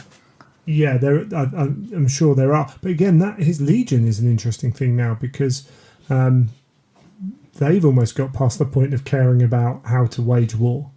Oh, they're not a legion anymore, are they? Absolutely. They've already devolved into scattered warbands. So it'll be interesting to see what really turns up and how it operates as well at the siege, because we're looking at the first stages of the Chaos Legions. As we know them in 40k, like they kind of embraced that, as you say, warband kind of thing, and this is what we're about moving forward. So I think that's really going to be the case with the Night Lords. I mean, I'm not sure what's going to happen with Sevatar. He's such a popular character that you'd imagine they're going to want to bring him back. If I remember rightly, it's in I forget the name of Aaron's audio drama, the one that got bundled with Master of the First. Yeah. The Long Night or something like that. And so he sort of escapes off the Invincible Reason, or at least he escapes out of prison on the Invincible Reason. Yes. And I think, I might be wrong, but I think that's the last time we've actually seen him. Yeah, I think you might be right. Part of me thinks that Aaron will not want him to be there doing anything too amazing, because he's said many times, not everyone can be a hero, not everyone can survive, not everyone can be the big guy, and I think he's keen that Sevatar is this cool character but doesn't start growing beyond what he can be, really. Yeah, realistically. I think that's fair enough. We know that unlike a lot of the other legions, characters like Sevatar aren't going to go on and lead parts of what the Legion turns into. It's not like captains from the Blood Angels and the Fist who go off to lead their chapters. That doesn't really happen. So Sevatar may well end up in control of a warband, but it's not going to be formalized in the way that a chapter is. It's not going to be some grand collection, or I don't think it's going to be some grand collection of Light Lords. So yeah, it's going to be interesting. I'd be surprised if he doesn't show up at some point, but not necessarily on Terra, but just, I think, between now and when they draw a line under the series, I think that's an arc that they're going to want to finish off. Yeah. In fact, maybe he'll die. Yeah, well, I kind of hope he does. And I kind of think Aaron, if I had to put a pound on it, I'd put a pound on Aaron killing him. Because partly because he knows people want him alive, but to really nail down on that fact that he was a cool guy, but he was just a guy. Yeah. But talking about Sevatar being trapped in a ship has actually made me think back to Dawn, and he's got a shed load of psychers all penned up in the phalanx, and that's going to be an interesting. Yeah, now anyone who's interested in that should read the chamber at the end of memory. Yeah. I think it's called. So, let me get this right. So that is in Scions of the Emperor. Yes. I think the event only anthology, which means if you've not got a hold of a copy, you're probably going to have to wait a year for it to come out with a full release. But that is essentially Dawn finding something in the Imperial Palace that he wasn't meant to find. And as part of his approach towards figuring out what it is, he calls upon one of his librarians. And it's not the point at which he whips the covers off and says, "Right, guys, off you go." But it's clearly he's prepared, not necessarily preparing them, but it's almost like Jim is preparing us, reminding us that they're there. It's Dawn's first step. He's not unleashed the dam, opened the dam, but he's just pulled that first little bit out, and the fact he's willing to release one of them to work means it's not far from all of them being called out. So that's something I hope they resolve, and again I think they will. And I think really so. Cool. Really cool, awesome. Well, we'll move back on, and we got all the way out to Sanguinius. Yeah, so we know that Sanguinius is on Terra with pretty much the whole Legion, I think. Yeah, I'm sure there are some scattered ones here and there. Last seen smashing Titans up on Beta Garmin. Flew out there for a bit. Before. Also, I can't remember if he's actually seen or if it's just implied he's there, but in Bringer of Sorrow, so Aaron's short story, which came out in February as part of the Black Library celebration. So it's an Arcan Land story. Yeah. And I've forgotten his name, Zephon, something like that. The Blood Angel, who is alongside Arcane Land in The Master of Mankind. There's a little bit of those two. And there's something going on that Arcane Land wants to get his moment talking to Sanguinius. Yes. So that's kind of cool. But yeah. I think just from the way the discussions were being had, I think he was back on Terra. I mean, we know he gets back to Terra in time. For sure. But yeah, it's just he went out to Beta Garmin to see what he could do there, to see if his leadership could do anything. before heading back. But yeah, again, we know Sanguinius himself has gone through his own story arc, trying to work out what's happening. But it's we got one book of the Blood Angels being Blood Angels, and then snippets of them doing little bits. But now this is, it's only the second time we're really going to see them in force. And Sanguinius, again, according to old lore, if they stick to most of it, and Aaron said this before, Sanguinius is everywhere. He has a number of quite big moments. I think what's important to remember as well as we're coming up to the siege is during the course of the heresy, people have talked about the Blood Angels book, the Ultramarines book, whatever, about the idea that there ought to be a book per legion. Probably because we had things like Fulgrim, we had things like Legion. Yeah. Now we're into the siege. We know there are going to be 8 books. Even if we knew there were going to be 18 books, it's not going to be one book per legion. No. They're going to be scattered throughout the story. So I think we'll end up seeing moments of each legion and each Primarch in the spotlight rather than a whole thing. So we're not going to get another Fear to Tread. No, absolutely. But what we will get is distinctive action set pieces that will feature these legions, and that's again, you're right. They're going to be multi. These are large plays now. that are featuring ahead of us. But a lot of people are really looking forward to, and don't blame them. Sanguinius. I mean, he's one of those Primarchs that people really get hooked on. Yeah, fair enough. Yeah, and there's obviously going to be a lot, the Eternity Gate and all those sort of things. I've quite enjoyed. I really enjoyed Sanguinius smashing face against Titans in Titan Death. That was great. But for me, a lot of the things I've enjoyed the most with the Primarchs are the quieter moments, and I really quite enjoyed Rudenstorm for Sanguinius' gradual coming to terms with the fact that it is going to happen. Even if he had a choice at one point to change it, he's gone with what he knows is the right thing to do.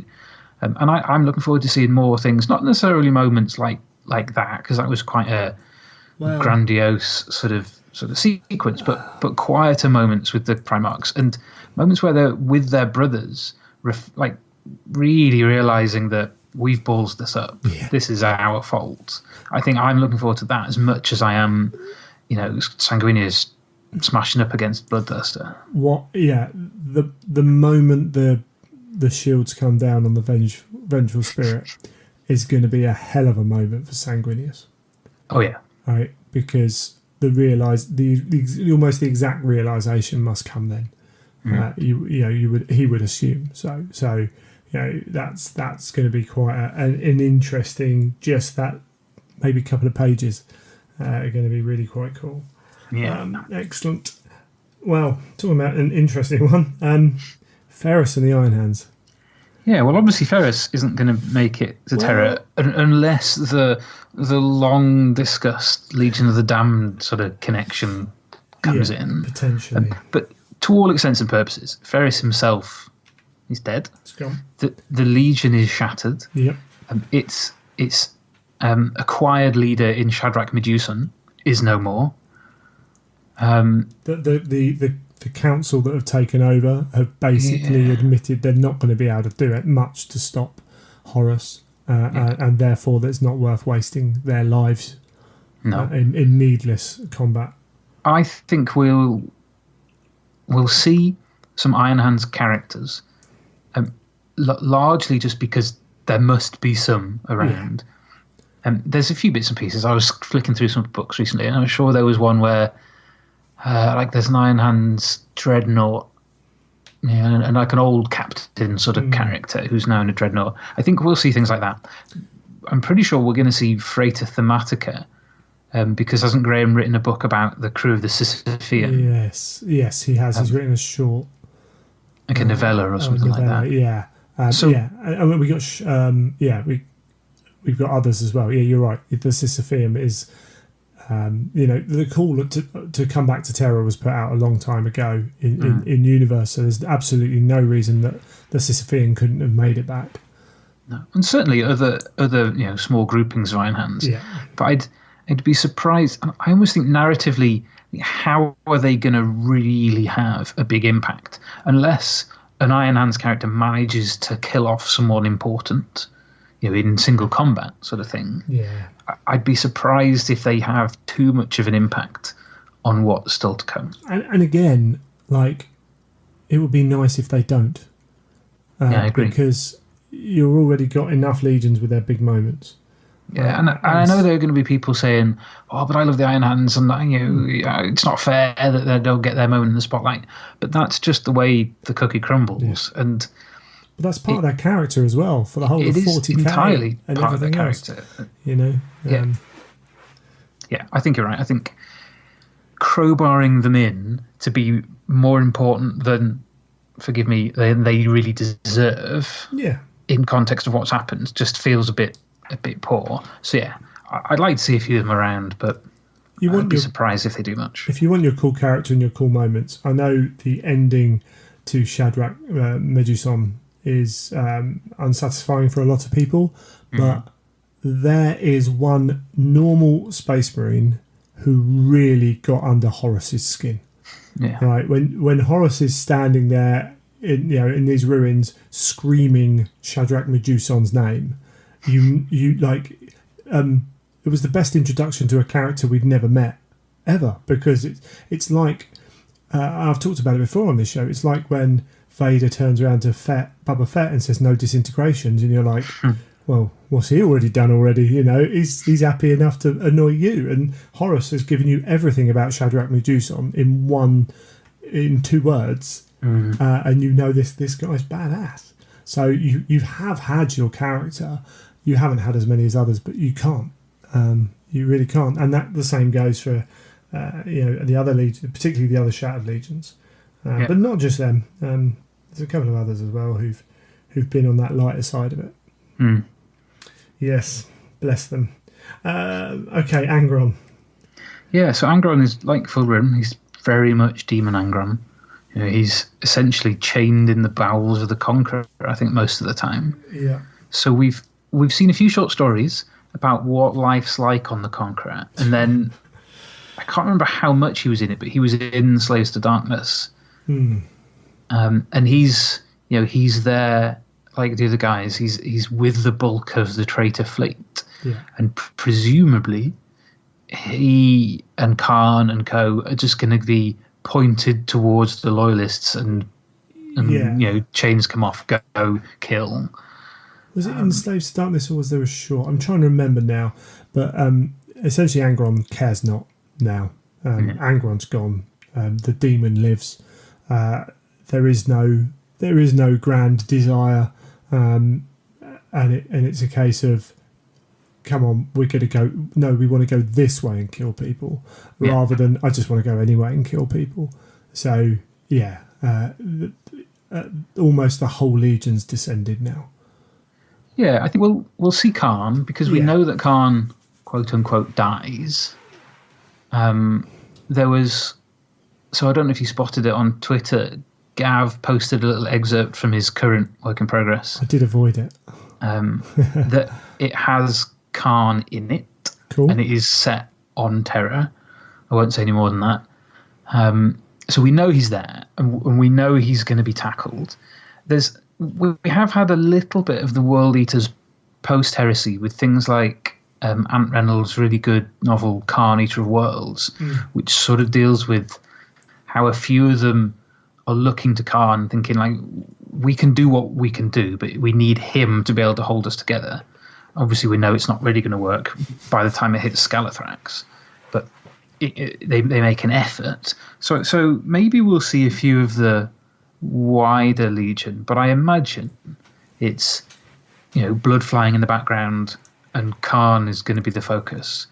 I think it's going to be interesting again to see whether whether his death is a grand, glorious death in combat with one of the big named characters, or whether he just gets a shell lands on him. Run over by a Land Rover. Exactly. I mean, don't get me started on that.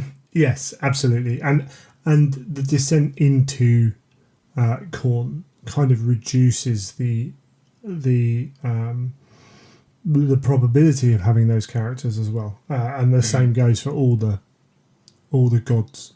To some point, the more the Legion gives itself up to that, the less the individual matters.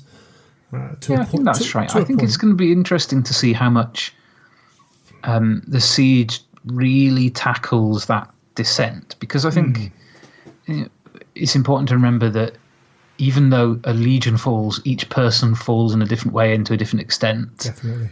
And so, and also, they've had 10,000 years between then and now. Yeah. So, how Angron is, he's Demon Angron. He's all about just killing people. That's fine.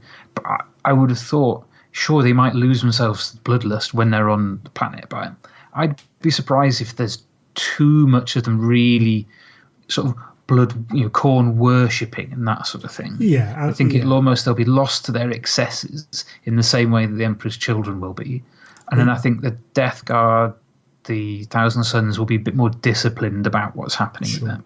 In fact, I think we might really see some more of the Legion actually broaching that point on Terra. Could be, yeah. Which would be quite interesting. Yeah, we're better to really succumb and descend. Yeah. Cool. Excellent. Gilliman, the 13th. Well, he's a bit like the Lion, really, isn't he? Yes. So we last saw him in Ruinstorm and then Spear of Ultramar, along with a couple of short stories. And so the three of them, the Lion, Gulliman, and Sanguinius, made it through the Ruinstorm. In order to get Sanguinius to Terra, the Lion and Gulliman decided that they would essentially make their sacrifice and go and do their thing to let Sanguinius through. So when the Lion's been off ravaging homeworlds, I'm slightly less clear on exactly what Gulliman's done, but essentially he's been off pestering the World Eaters and things like that. You're just causing havoc, but in a slightly different way to the Lion. That's the impression I got. Yeah, definitely. It's been left a little bit ambiguous, I think, because again, the Ultramarines were one of the ones talked about, right from the start about them. Horus knew that they were coming. Yeah, and that he couldn't leave his. Essentially, the board game for Horus Heresy. The time setting is on turn track is the Ultramarines and that arrive.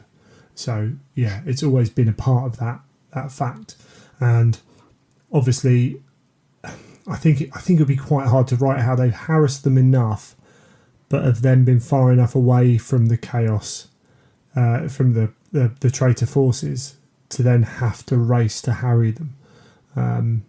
It's an interesting one. So if you leave it a little bit ambiguous, then you can hide some stuff in there as well, which is useful. Yeah, I think that's right.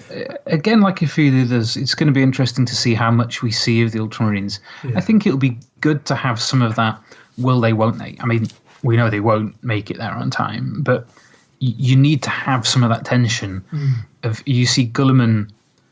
What's he going to be thinking? Where he's going, we don't know what's happening. We just why can't we run the ship faster? Yeah, sort of thing. I think we'll see some of that, and that'll be quite cool. And they've still, and the traitor forces know they've still got a big legion. They are a real threat. So, yeah, that's pretty cool. Mortarion's an easy one in terms of he was, in the last book, the Buried Dagger. Indeed. We got his story, his. It was quite good actually. We saw a lot of the almost origin story as well, which is cool in Buried Dagger. But he's had his transformation, his acceptance of Nurgle. Yeah. But he's always been at Horus's right hand, and he's never really left it. Which again is why he's not had a huge amount of light shown on him, because he's always been in the shadow of Horus. But yeah, that's right, and. It is going to be cool to see him now, because have they instantly become Plague Marines? Have they? Probably not. But how is the acceptance and the bending the knee to Nurgle going to have affected them physically, psychologically? How are their fellows in the other traitor legions going to react to that? I think there's a lot of really interesting questions there that I'm looking forward to seeing answered. And I imagine they're going to be a bit like the Iron Warriors. They're the sort of legion, especially now they're going all gross and nurgly, that you can be like, you guys go off and absorb some of those bullets there, and we'll follow on behind you. Yeah. Well, and, I'm sure there's a certain amount of embracing their new gifts. As you say, they might not be fully Death Guard, fully Plague Marines. They might be, they might not be. But they've certainly been promised that resilience going forwards. So, and there's also the added bit of, here's a legion where Mortaran and Typhus are in close proximity and going to be on Terra together, or certainly in the Sol system together. And you haven't got that with some of the other legions where they've had that kind of interesting father, Primarch right hand. That's true, and also where quite a lot of the traitor legions have been really battered. How much of the Death Guard really suffered? And I know in their fun and happiness in the warp, it's not going to have all gone well for them. But you get the sense that they're quite cohesive still, and so that would have been bad enough as it was. But with them blessed with the extra endurance and all that sort of stuff, they're going to be quite scary, I think, for the loyalists. Yeah, definitely. Magnus makes a brief dramatic appearance at the end of Slaves to Darkness. So we've seen him in things like the Crimson King. So the Crimson King was all about Magnus trying to put himself back together after being shattered by Russ and all the stuff that happened on Prostro. So we know that Magnus is essentially, he's now been broken into these different shards, and he's been trying to recapture, or his sons have been trying to reclaim for him as many of those shards as possible. And at the end of the Crimson King, he says something along the lines of, he's going to throw his lot in with Horus in order to get into the Imperial Palace, at which point he's after that last shard that is, I don't know how spoilerific we want to be, that is floating around for some reason. Yeah, well, or at least he's expecting it to be floating around, and perhaps may not be. But his motivation is very much, that's why he's there. He's not. I never really got the sense that he's bought into Horus's big grand plan in the same way that maybe some of the others have. At the end of the Crimson King, he pretty much says that that's his only reason. And then in Slaves to Darkness, he rocks up and says, "Look, use me. I'm here. What can I do?" So he's going to be kind of cool. I think we'll see Ahriman, some of the big names from that legion, and Magnus is. I mean, I don't know. Is he really a demon prince at this point? Like, how much is Magnus ever going to be actually a demon prince? I don't know, but maybe we'll get to explore some of that. What's actually going on with him? I mean, I hesitate to say physically. You know what I mean? Well, that's it. Even if he's not a demon prince and turned himself over and succumbed to that level, he's definitely not a regular Primarch. No. But by virtue of the fact he's not there, as much as anything else, these shards of him have been spread everywhere. So that's definitely an interesting one. And I do think, now we sort of talk about it, I rather like the idea that Magnus, in the past, you always got the sense that he was never all there, because he always had a bit of his brain going off somewhere out in the warp, or thinking about things that are too complicated for everyone else. And now he's literally not all there. I quite like that. Yeah, and he's out for himself at the moment as well. Yeah, for sure. which is really nice to see that. The beauty for him is he can turn up whenever he wants, really, and he can do whatever he likes in that respect. So we might not see him for a while in the suit. He might wait until Terra. we're also going to see that middle ground of the Thousand Sons that we've not seen before. So we've seen them in arguably, and to a greater or lesser extent, noble form. Yeah. And then you see them in 40k post-rubric, where large proportions of them are a bit dusty. But we haven't seen them somewhere in the middle when they're really going to let loose. They're like, all the shackles are off. We don't care what anyone thinks. We're going to show you exactly what we can do. I know we saw some of that in the Battle for Prospero, but I think we might see that really ramping up, and the loyalists thinking, whoa, where were they hiding these toys? That sort of thing. Yeah, that could be a fun little thing to explore. I reckon so. Cool. The big man himself. So Horus is sat firmly on the vengeful spirit. We don't know what happens in the solar war, but we know that Terra he stays on the vengeful spirit. But yeah, again, the sons of Horus haven't been thrown into circumstances that they can't handle. They've generally been, a major blow of a force into places. We haven't seen them taking on. Yeah, they've gone in as bullies essentially, and overwhelmed people. So you can only think that they're doing pretty well. In fact, the only times that they seem to have any issues is with Shadrach Medusan. Rather. And then simply they carved off a small part of the Legion and just said, go deal with it. So, I think what's going to be really fun with them, and I don't know how much you heard about this because you couldn't make the BL weekender last year. In the Solar War seminar, John talked a little bit about the logistics of getting from outside the solar system into Terra, and what Abaddon's up to. And I can't remember that much of it, but essentially Abaddon gets sent with a bunch of the Sons of Horus off to do something a little bit different, and Horus essentially cheats because he's empowered by the warp, and sort of sneaks Abaddon in at a different angle to the main thrust of the rest of the traitor fleet. Yeah. So I think we'll probably see the Sons of Horus really being that spearhead that they were already supposed to be, led by Abaddon as a separate entity. So while Horus is leading the main thrust, Abaddon's going off at his tangent and freaking Dawn out because Dawn probably didn't realise that was possible. Yeah, and spreading the fear as well. Yeah, exactly. That's a big thing. It's Horus's name above the door. The vengeful spirit means something. The War Master means something.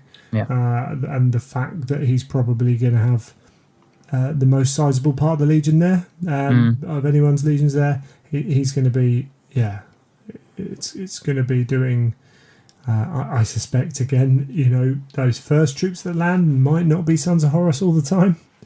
I'm sure there's a little bit of that going on as well.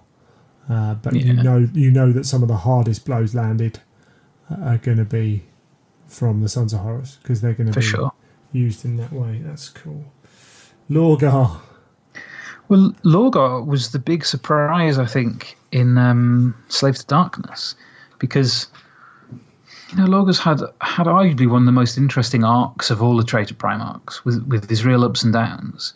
And then in Slaves to Darkness, he foresaw that Horus was not going to succeed, and so tried to change things around a bit.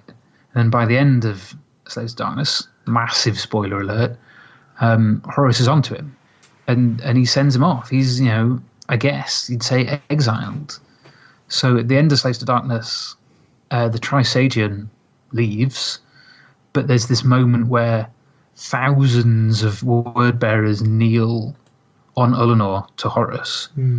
So I think it remains to be seen what proportion of the Legion remains loyal to Lorgar, and they bugger off and go do whatever they do, whether that involves joining in the siege or not, and what proportion of them are actually now, they've essentially turned their coat and they're fully loyal to Horus.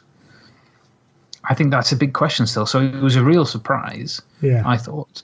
But it's not. It now leaves us open to. So does anyone know if Lorgar was actually there?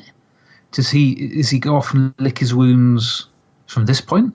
I mean, who knows? That's going to be kind of cool. Pretty brave to do that, just to leave Horus, because you know that if he wins, he's going to come and find you. But Horus essentially says something along the lines of, true. "Get out of here. If I see you again, then the judgment that I withheld on you, i.e., you're going to die, is going to fall on you." So what's Lorgar going to do? Because he's. I don't think he's going to think. I don't think he's going to believe that Horus is bluffing. So he's got his options are leave and hope Horus never bothers him, if that's ever going to happen, or try and find a way to unveil himself, get himself back into Horus's good books. But he doesn't think Horus is going to succeed. I wonder if there's a kind of. I'm going to go and hide in a different part of the fleet. But I'm going to be around to try and manipulate the situation. Yeah, could well be. Because, you think you're in charge. Yeah. But we all know you're not. You just don't know it yet, kind of thing. So, yeah, that could be...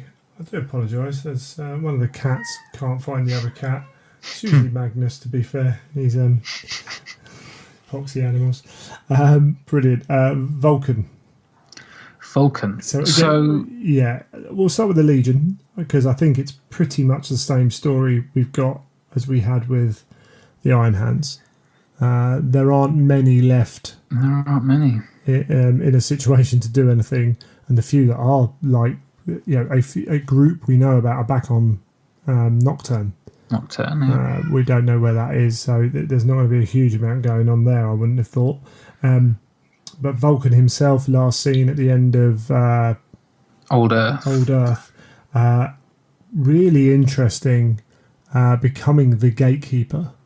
Yeah, on Terra. Yes. Down in the basement of the Imperial Palace. And that title was, people got excited about that title, because once Vulcan became a Perpetual, his story arc had potential to vary very differently than the story we know. And I think they've done it well with Gatekeeper. People were talking about, well, which gate? Because we know that Sanguinius defends the Eternity Gate or whatever, and that this fight goes on at this gate. But he's there deep in the palace, defending the only gate that actually truly matters. Yeah, definitely. I think they nailed it with that. I think that was one of those moments where everyone thought, you're reading the book and thinking, why is he going back to Terra? Oh, okay, I get why he wants to go back to Terra, but what's he going to do? What's he going to achieve there? And then, that idea that maybe he was always supposed to be the one holding that back. Wow, yeah. Yes. We know a little bit about what happens, or where he ended up, because of the Beast Arises. So he's going to survive in one way or another. How much his brothers know that he's on Terra? Probably not. So is he going to be kept isolated from the rest of them? Is Sanguinius or the Khan? What's Dawn going to think? Dawn must be bugged by the fact that he's not in control of what's going on down there in the basement. No, absolutely. What's he going to think if he ever does find out that one of his brothers is here but not helping out because he's down there? Yeah, big time. And I wonder if. So at the moment, while the Emperor's sat on the throne, there's no need for that role either. So are we going to get that? Are we going to get a little bit more to the Malcador scene? Which could be really interesting, actually. And then on top of that, he's also got a device, which may play more into 40k, but that spreads questions as well. Moving forwards. But yeah, I hope we get some of Vulcan. And I think, just off the top of my head, sitting here, when the Emperor leaves the throne, we know Malcador gets burnt up. Yeah. Sitting on that throne. But wouldn't it be cool if the doors start to open? And as he's burning up, he's like, can't hold them, and and Vulcan's there.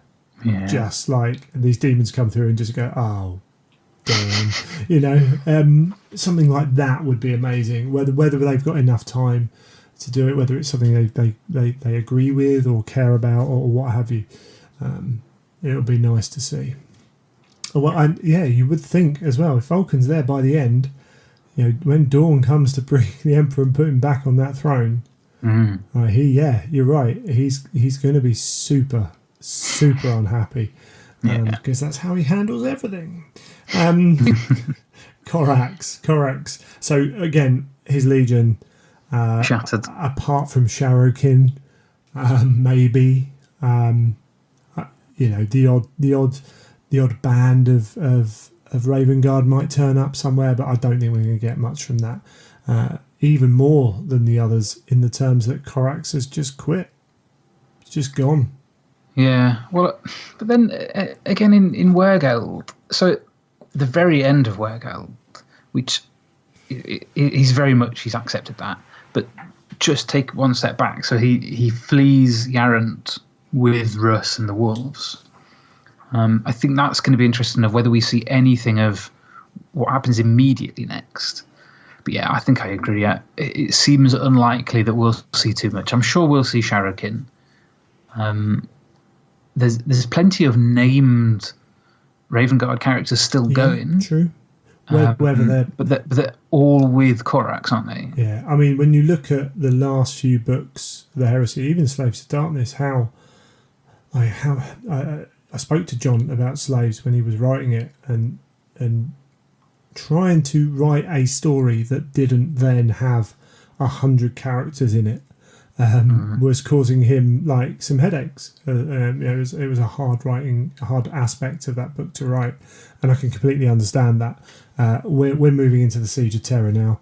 They're going to have to have written a cast list and say, sorry guys, if you're not on this list, you're not getting in. We might revisit it, because otherwise the books are going to be rubbish. You will lose quality if you're that's right. There has to be a focus.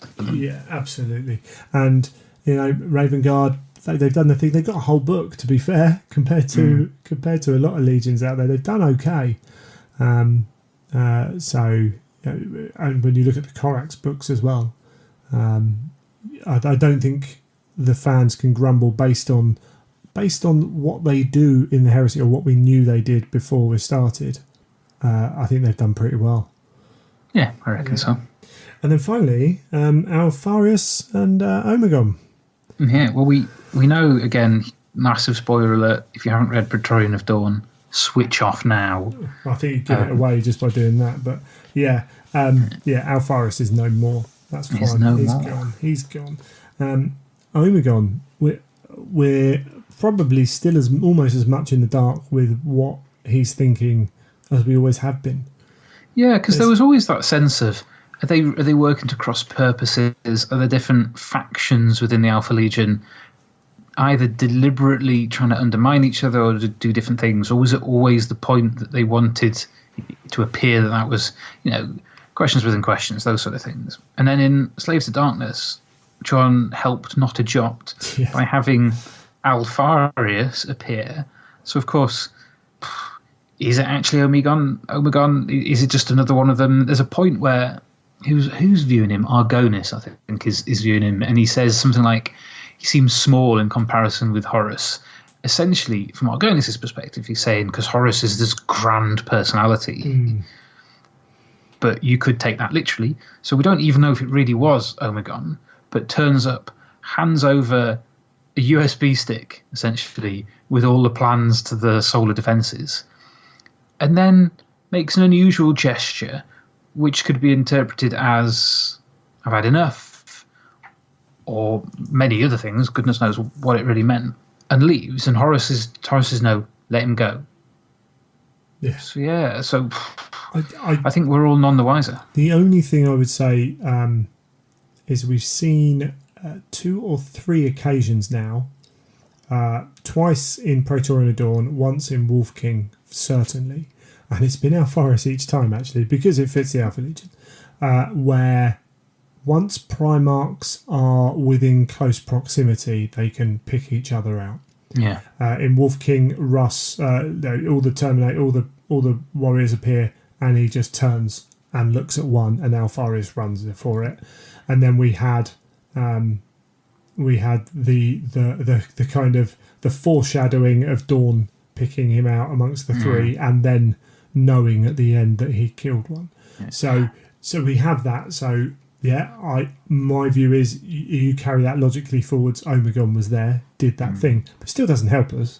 No. But also, I agree, and I think it's been hinted at enough to make us all relatively confident that you're right, that they can pick each other out. Yeah. However, as I've read it, the other Primarchs don't know that there's two of them.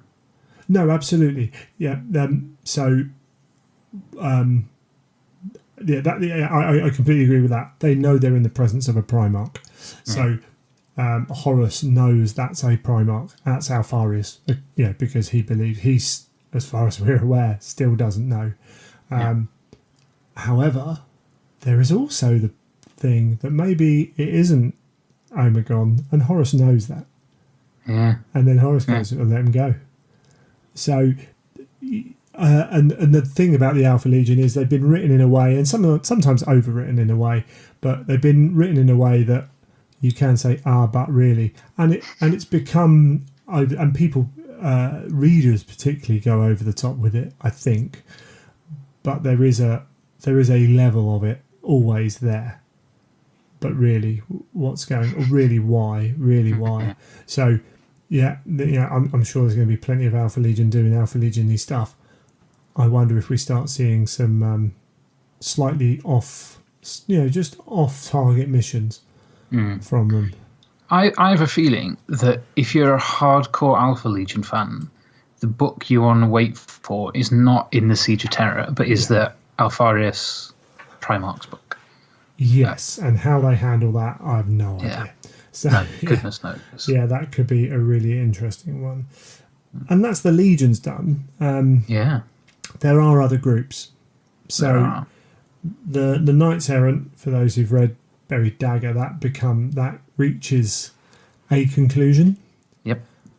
We've always known that the Grey Knights were formed by the Sigillite at the end of the Horus Heresy, but they don't. They come out in the Scouring, I think. Okay. So they don't take part in the heresy itself. No. As far as I'm aware of all the details, it's a Scouring thing. That's certainly how I understood it. That Titan, I'm pretty sure, by the time of the Solar War, Titan ain't there anymore. No. Yeah. I think as soon as the 8 were chosen, or 9 and 1 rejected, which is kind of cool. I think as soon as the 8 were chosen, and some interesting names in that 8 as well. And maybe that's something we could talk about another time.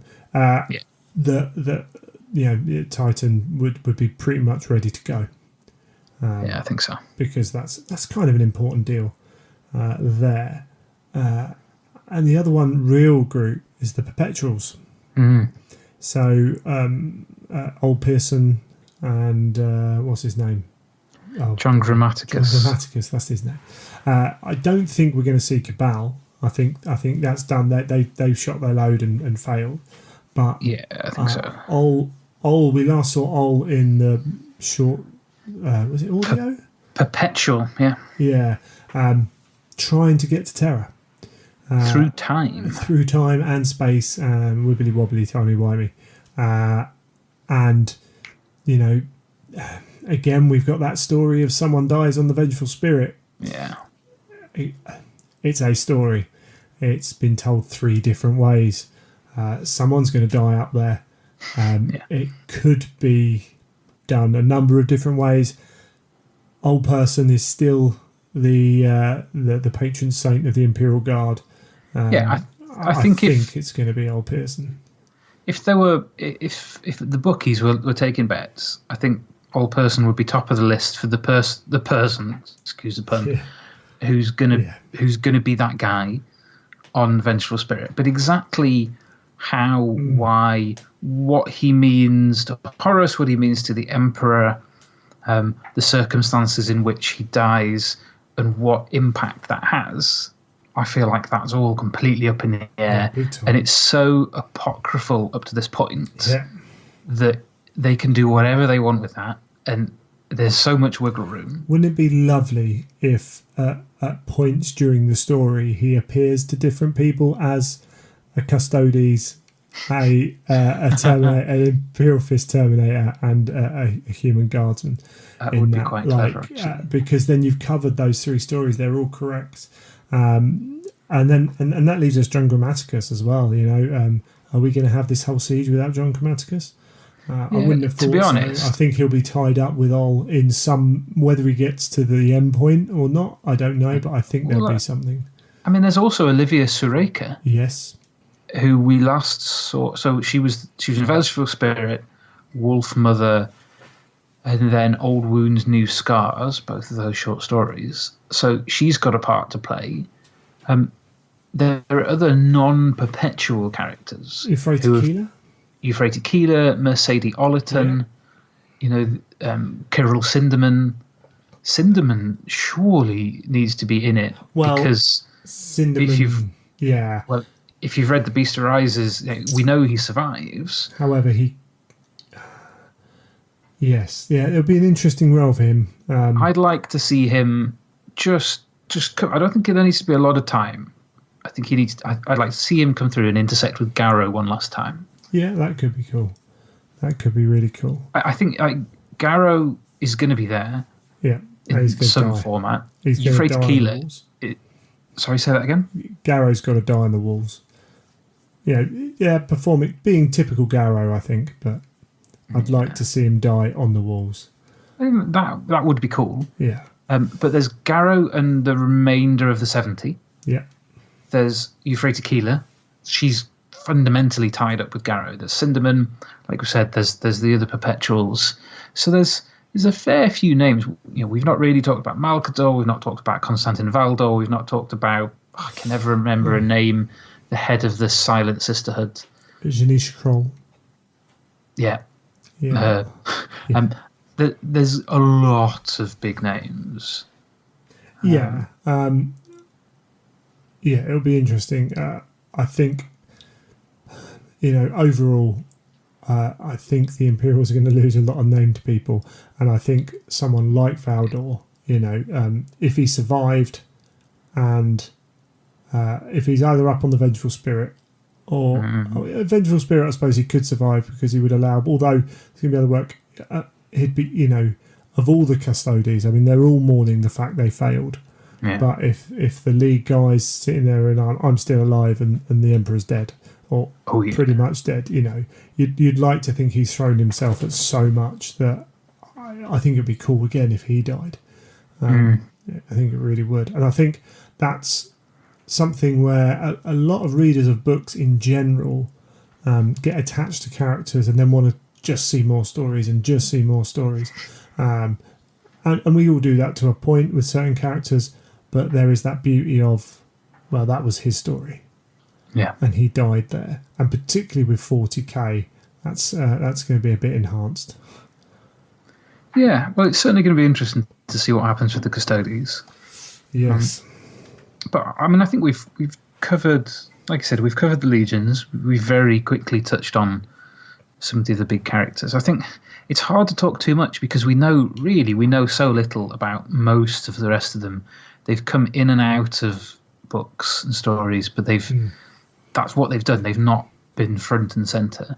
So I think the big question on that front is just how and when they get woven into the sort of the ongoing narrative. Because this is, I'm going to try and treat this, I think, as a story told over 8 books. Yeah. Rather than 8 standalone novels, which means it's going to be agonising waiting for each one. And I've a strong suspicion that we're going to finish a Solar War and go, oh, that was amazing, but oh my god, why is the next book not here? Yeah. Although I saw something on Twitter about Guy Haley signing 2,500 tip-in sheets. Which are the things you have at the front of a limited edition with the author's signature. Sure, yeah. So that suggests that maybe his might be the next one and that maybe it's not that far off. So it'll be interesting to see when we find out what book 2 is, who it's by, and when that's coming. looking forward to that. Yeah, absolutely. I completely agree with you. And they've said that you're not going to have to wait huge amounts of time.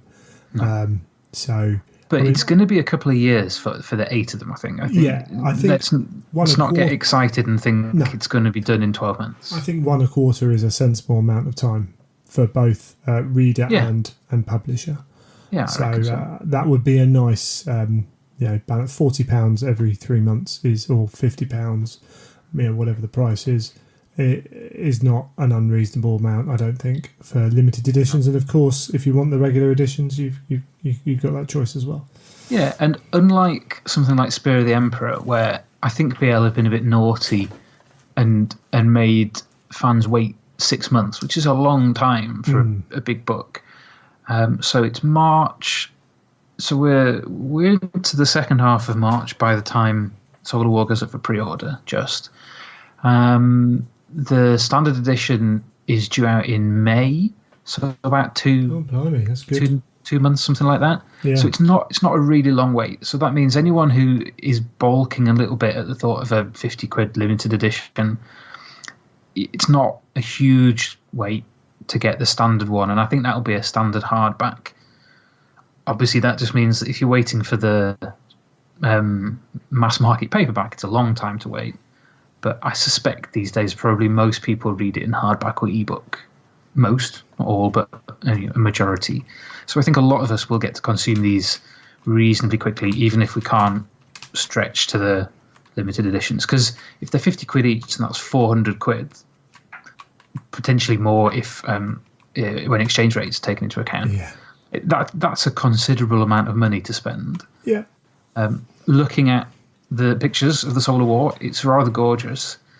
Interestingly, aesthetically, it fits closer with the other limited editions of recent years than it does with the rest of the Heresy. So from a collector's perspective, interesting where it's going to go. But it does look lovely. It's going to stand out for sure amongst all the black on my bookshelf. That's I don't mind. I don't mind at all. I think it's glorious.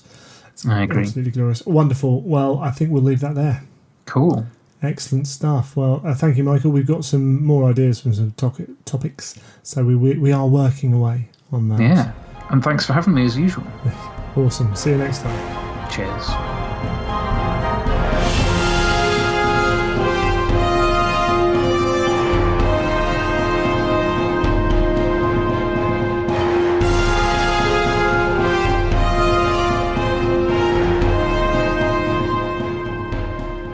Okay, well, that was another episode of The Imperial Truth. There are a few things to kind of go over before we leave. First off, we've got... Well, I'm popping up to Warhammer World on the 20th, so not very long once this comes out. I've got a few games of, different game systems lined up. But if anyone happens to be up there and wants to come say hi, just thought I'd put that out there. I mean, don't come take your day off to come see me or anything, because I'm really not that interesting. But if you are up there, then feel free to come and say hi. Just thought I'd throw that one out there. We've also got Salute coming up on the 6th of April, I believe it is. It's the Saturday we get back from Chicago. And Are you going, Neil? I might well be. The only thing I've got to think about is whether the wife will let me. Yeah, absolutely. I mean, the good thing for me... the good thing for me about Salute is you don't have to be there all day, for starters. And even if you are there like 10 to 5, it's not terrible. But you don't even have to go for that long. I find to walk around it and absorb it all takes a few hours. And then I kind of go back in and pick out bits and pieces. So, it's an hour and a bit drive for me, but it's quite an interesting venue. I certainly had more interest in it when I was playing other companies' game systems a little bit more, but there's lots of terrain, things like that, which is still very useful, and there's usually one or two companies there that really surprise you as well, so that's cool. And for those who don't know, it's just Salute is a gaming it's not really a convention, it's a one-day sales thing, really. I mean, most of the people there... It's a big shopping event, isn't it, really? Yeah, most of the people there are trying to sell you something, or hoping to sell you something, should I say. There are participation games There are display areas. They had a tank there last time, didn't they? So there are things like that going on. It's also a very good place to meet up with people. For me, a lot of the London people go because it's easy for them. It's right next door. So although London Docklands trains don't always. Yeah, not the easiest place to get to in London. I'll be driving, which is probably why I'll be driving, because it's just as easy to do that. So yeah, I'll be popping up there for some period of time, depending on. I think I'm dropping the missus off at her friends, and we'll see how long I go away, get away for. And then, as I say, meeting up with people is a big part of Salute for me. So I think that'll be quite cool. But in between that, we're going to Chicago, Adepticon, baby. Yeah, we're heading out. I think we're landing on the Wednesday. Yep. And we're going to be pretty much at the hotel most of the weekend, I would have thought. So anyone over that side of the pond, or who's heading over that side of the pond, who wants to come and shout at us, we have got t-shirts and hoodies, but we've only got one of each, so we can't wear it all weekend. In fact, I suppose I've got three. So I've got the other one. I might fit in mine now. Certainly that first weekender when I put that a white one on, it was a snug, shall we say? Yes. It'll probably be too big now, fingers crossed. So we'll be wandering around the hotel. Neil will be found where there are paintbrushes. I will be. I'm taking. I've got to print out what I'm actually doing and write army lists. I'm doing one Zone Mortalis event and one Centurion event, and I'm playing doubles Age of Sigmar on the Friday. But a lot of kind of wandering around and being open to maybe grabbing the odd game here and there, and mainly just enjoying it and trying to meet as many of my mates as possible, because there's a few out there and they're all in different rooms. So yeah, I'm really looking forward to it. How about you, Neil? Is the painting ruining your? The painting's the main reason I'm going over there. So obviously it's a big part of me trying to make sure I get everything done in time. But I am quite excited for going. I'm really keen to see what it's like and what it's all about, and hopefully meet loads of new people that because that obviously I haven't seen at events before. Because with going to Heresy weekenders and things, you do end up sort of recognising people, because you go, I've seen that person before. So it'd be really cool if just managed to meet loads of different people. Yeah, absolutely. If you are there, maybe, because Neil and I haven't really talked about it too much, so we don't know what our schedules are like. And to be honest, I keep it a bit open, because you find events sometimes. I've got enough friends there to know. In fact, I have been invited to. That's a point. I've been invited to a room party for, I think it was CK Studios, for the people who've done those courses and stuff. So cool. There's I'm going to have to find the details for that, to be honest. I can't even remember what it is. There's something like that, and then every now and then you'll find someone's go, we're having this, on at this time. So I don't want to get too caught up in that. I'm doing the Geek Nation tours. Terrace does a podcaster's meal, which because After Illinois on 40k, not 40k radio, on the channel, can't remember what it's called now, my mind's gone blank, but because we're on that, we were invited to it last time I was out, so been invited on it again, so I'll probably do that. But if we find some time, particularly maybe Sunday evening, if people are not rushing off straight away, we're not going to be rushing off till the next day. So we'll maybe try and find a time where we can be at the bar or something like that, and we can tweet out definitely. Or message out that we're just hanging if anyone wants to come say hi. It used to be at Adepticon, the very first one I went to, I was talking to the Black Library staff, and obviously, they're speaking English, English accents and whatever, and I was chatting away, and this really, those stereotypical, like John Coffey, like the stereotypical big black man, he was built, that guy. I can't remember. I don't think he even told me his name. And he turned around with the deepest voice and everything. It's how you want it to be. He went, "You great Dan," and I'm like, "Yep." And he's like, "Love the show," and walked off. And I was like, "Cool." And that was just when it was just after Eleanor at the time. And he just walked off. I was like, "Cool, awesome." And yeah, so there are more English voices out there now, but certainly 2 years ago when I popped out, every now and then you saw someone kind of recognise the voice and then realise, where it was coming from and come and say hi. But feel free to do it. Again, obviously, if I'm in the middle of a game or something, I might have to concentrate a bit. But in general, come and say hi. Yes. and we'll have a chat, because that's part of going out there. I think it's been brilliant for me going out there. And that's meeting one people. of the things I'm quite excited about, is going out there and meeting new people. Yeah, at the end of the day, that's why I was actually sat talking to guys who were going back out to LVO next year, and I said, "Oh, all right, that's right. I'm going to Adepticon," and they said, "Oh yeah, we thought about Adepticon." I was kind of, I was preaching out the virtues of Adepticon, and I realised I went, "Or do you just really like Vegas? Is Vegas your thing?" And he went, "Oh yeah," and I'm like, "Well, fair enough. You are not going to get Vegas in Chicago in the end of March, but what you do get, you don't get the gambling, but you get everyone stuck in a hotel. So you're just talking, you're just meeting people, and the amount of sat down with randoms on like the first night, and then by the end of the week you're arranging to meet up to eat and stuff like that. So yeah, it's brilliant. It's brilliant, and it's what these things do. And I've been on since I was a kid, going away on camps and whatever, and being part of different groups, because you're all there with one hobby, because if you're in that hotel, 90% of people in that hotel are there for a reason. You don't have a problem when you walk past someone and saying, "All right, mate, how you doing?" Because you get that assumption that you're a gamer. Yeah, cool. And it breaks down barriers just by the fact that that the chances are that bloke's into the same sort of things you're into.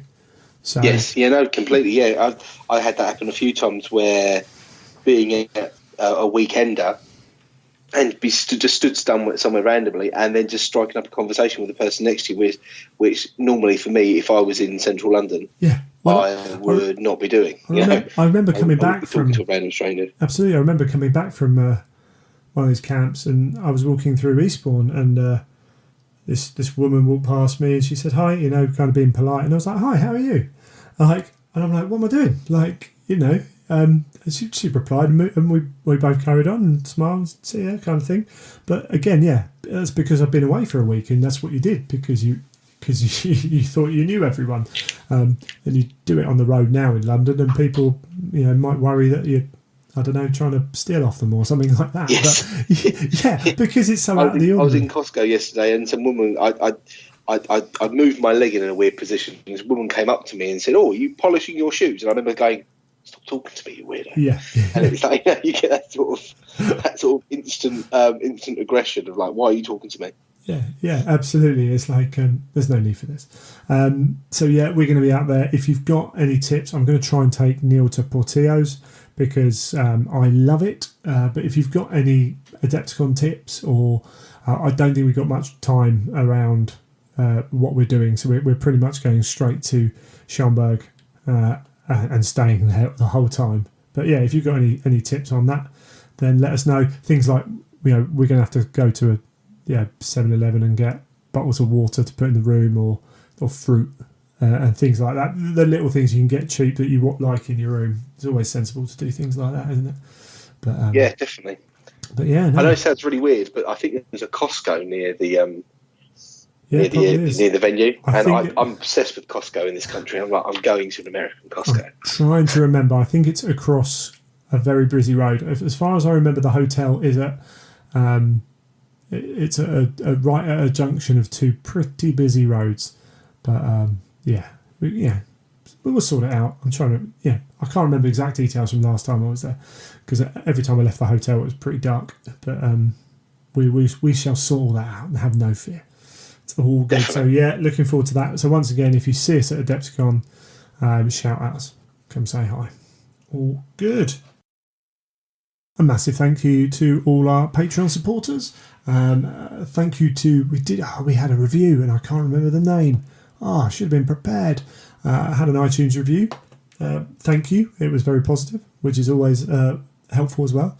But if anyone who wishes to leave reviews on any of their platforms they listen to the show, feel free. It's all very well received on this end. And if you want to talk to us about anything in the show, you can email greg@theimperialtruth.com. And Neil@theimperialtruth.com. And as usual, Neil is at Neil Paints for everything. Yes, everywhere and everything. Everywhere. It's nice and easy.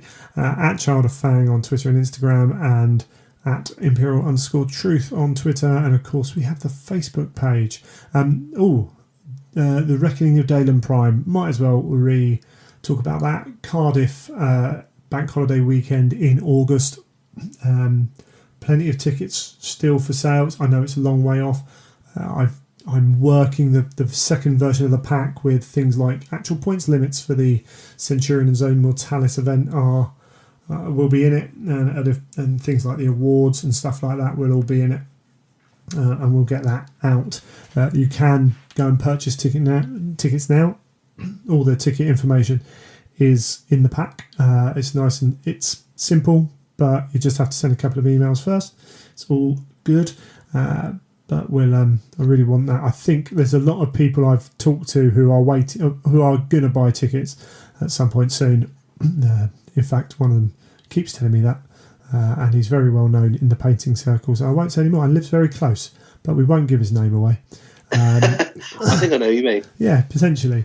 So I'm hopeful that that's going to be a really good event actually, and I'm just sending a few emails and having a little chat with a few people about getting stuff sorted for that event as well. So that'll be cool if you want to come and play some Horus Heresy, but also or some regular Horus Heresy, but also maybe some Centurion, some Zone Mortalis, or some Adeptus Titanicus, because it'll be good. But I think we're pretty much there, Neil, to be honest. Yes, I think so. Yeah, cool. So we'll be back from Chicago for the next episode. And we probably won't be talking... Well, no, in fact, we won't be talking about Adepticon because we'll still be in Chicago at the end of the month and fly back on the 1st. So we'll have to do that later on. But until next time, you have been listening to The Imperial Truth.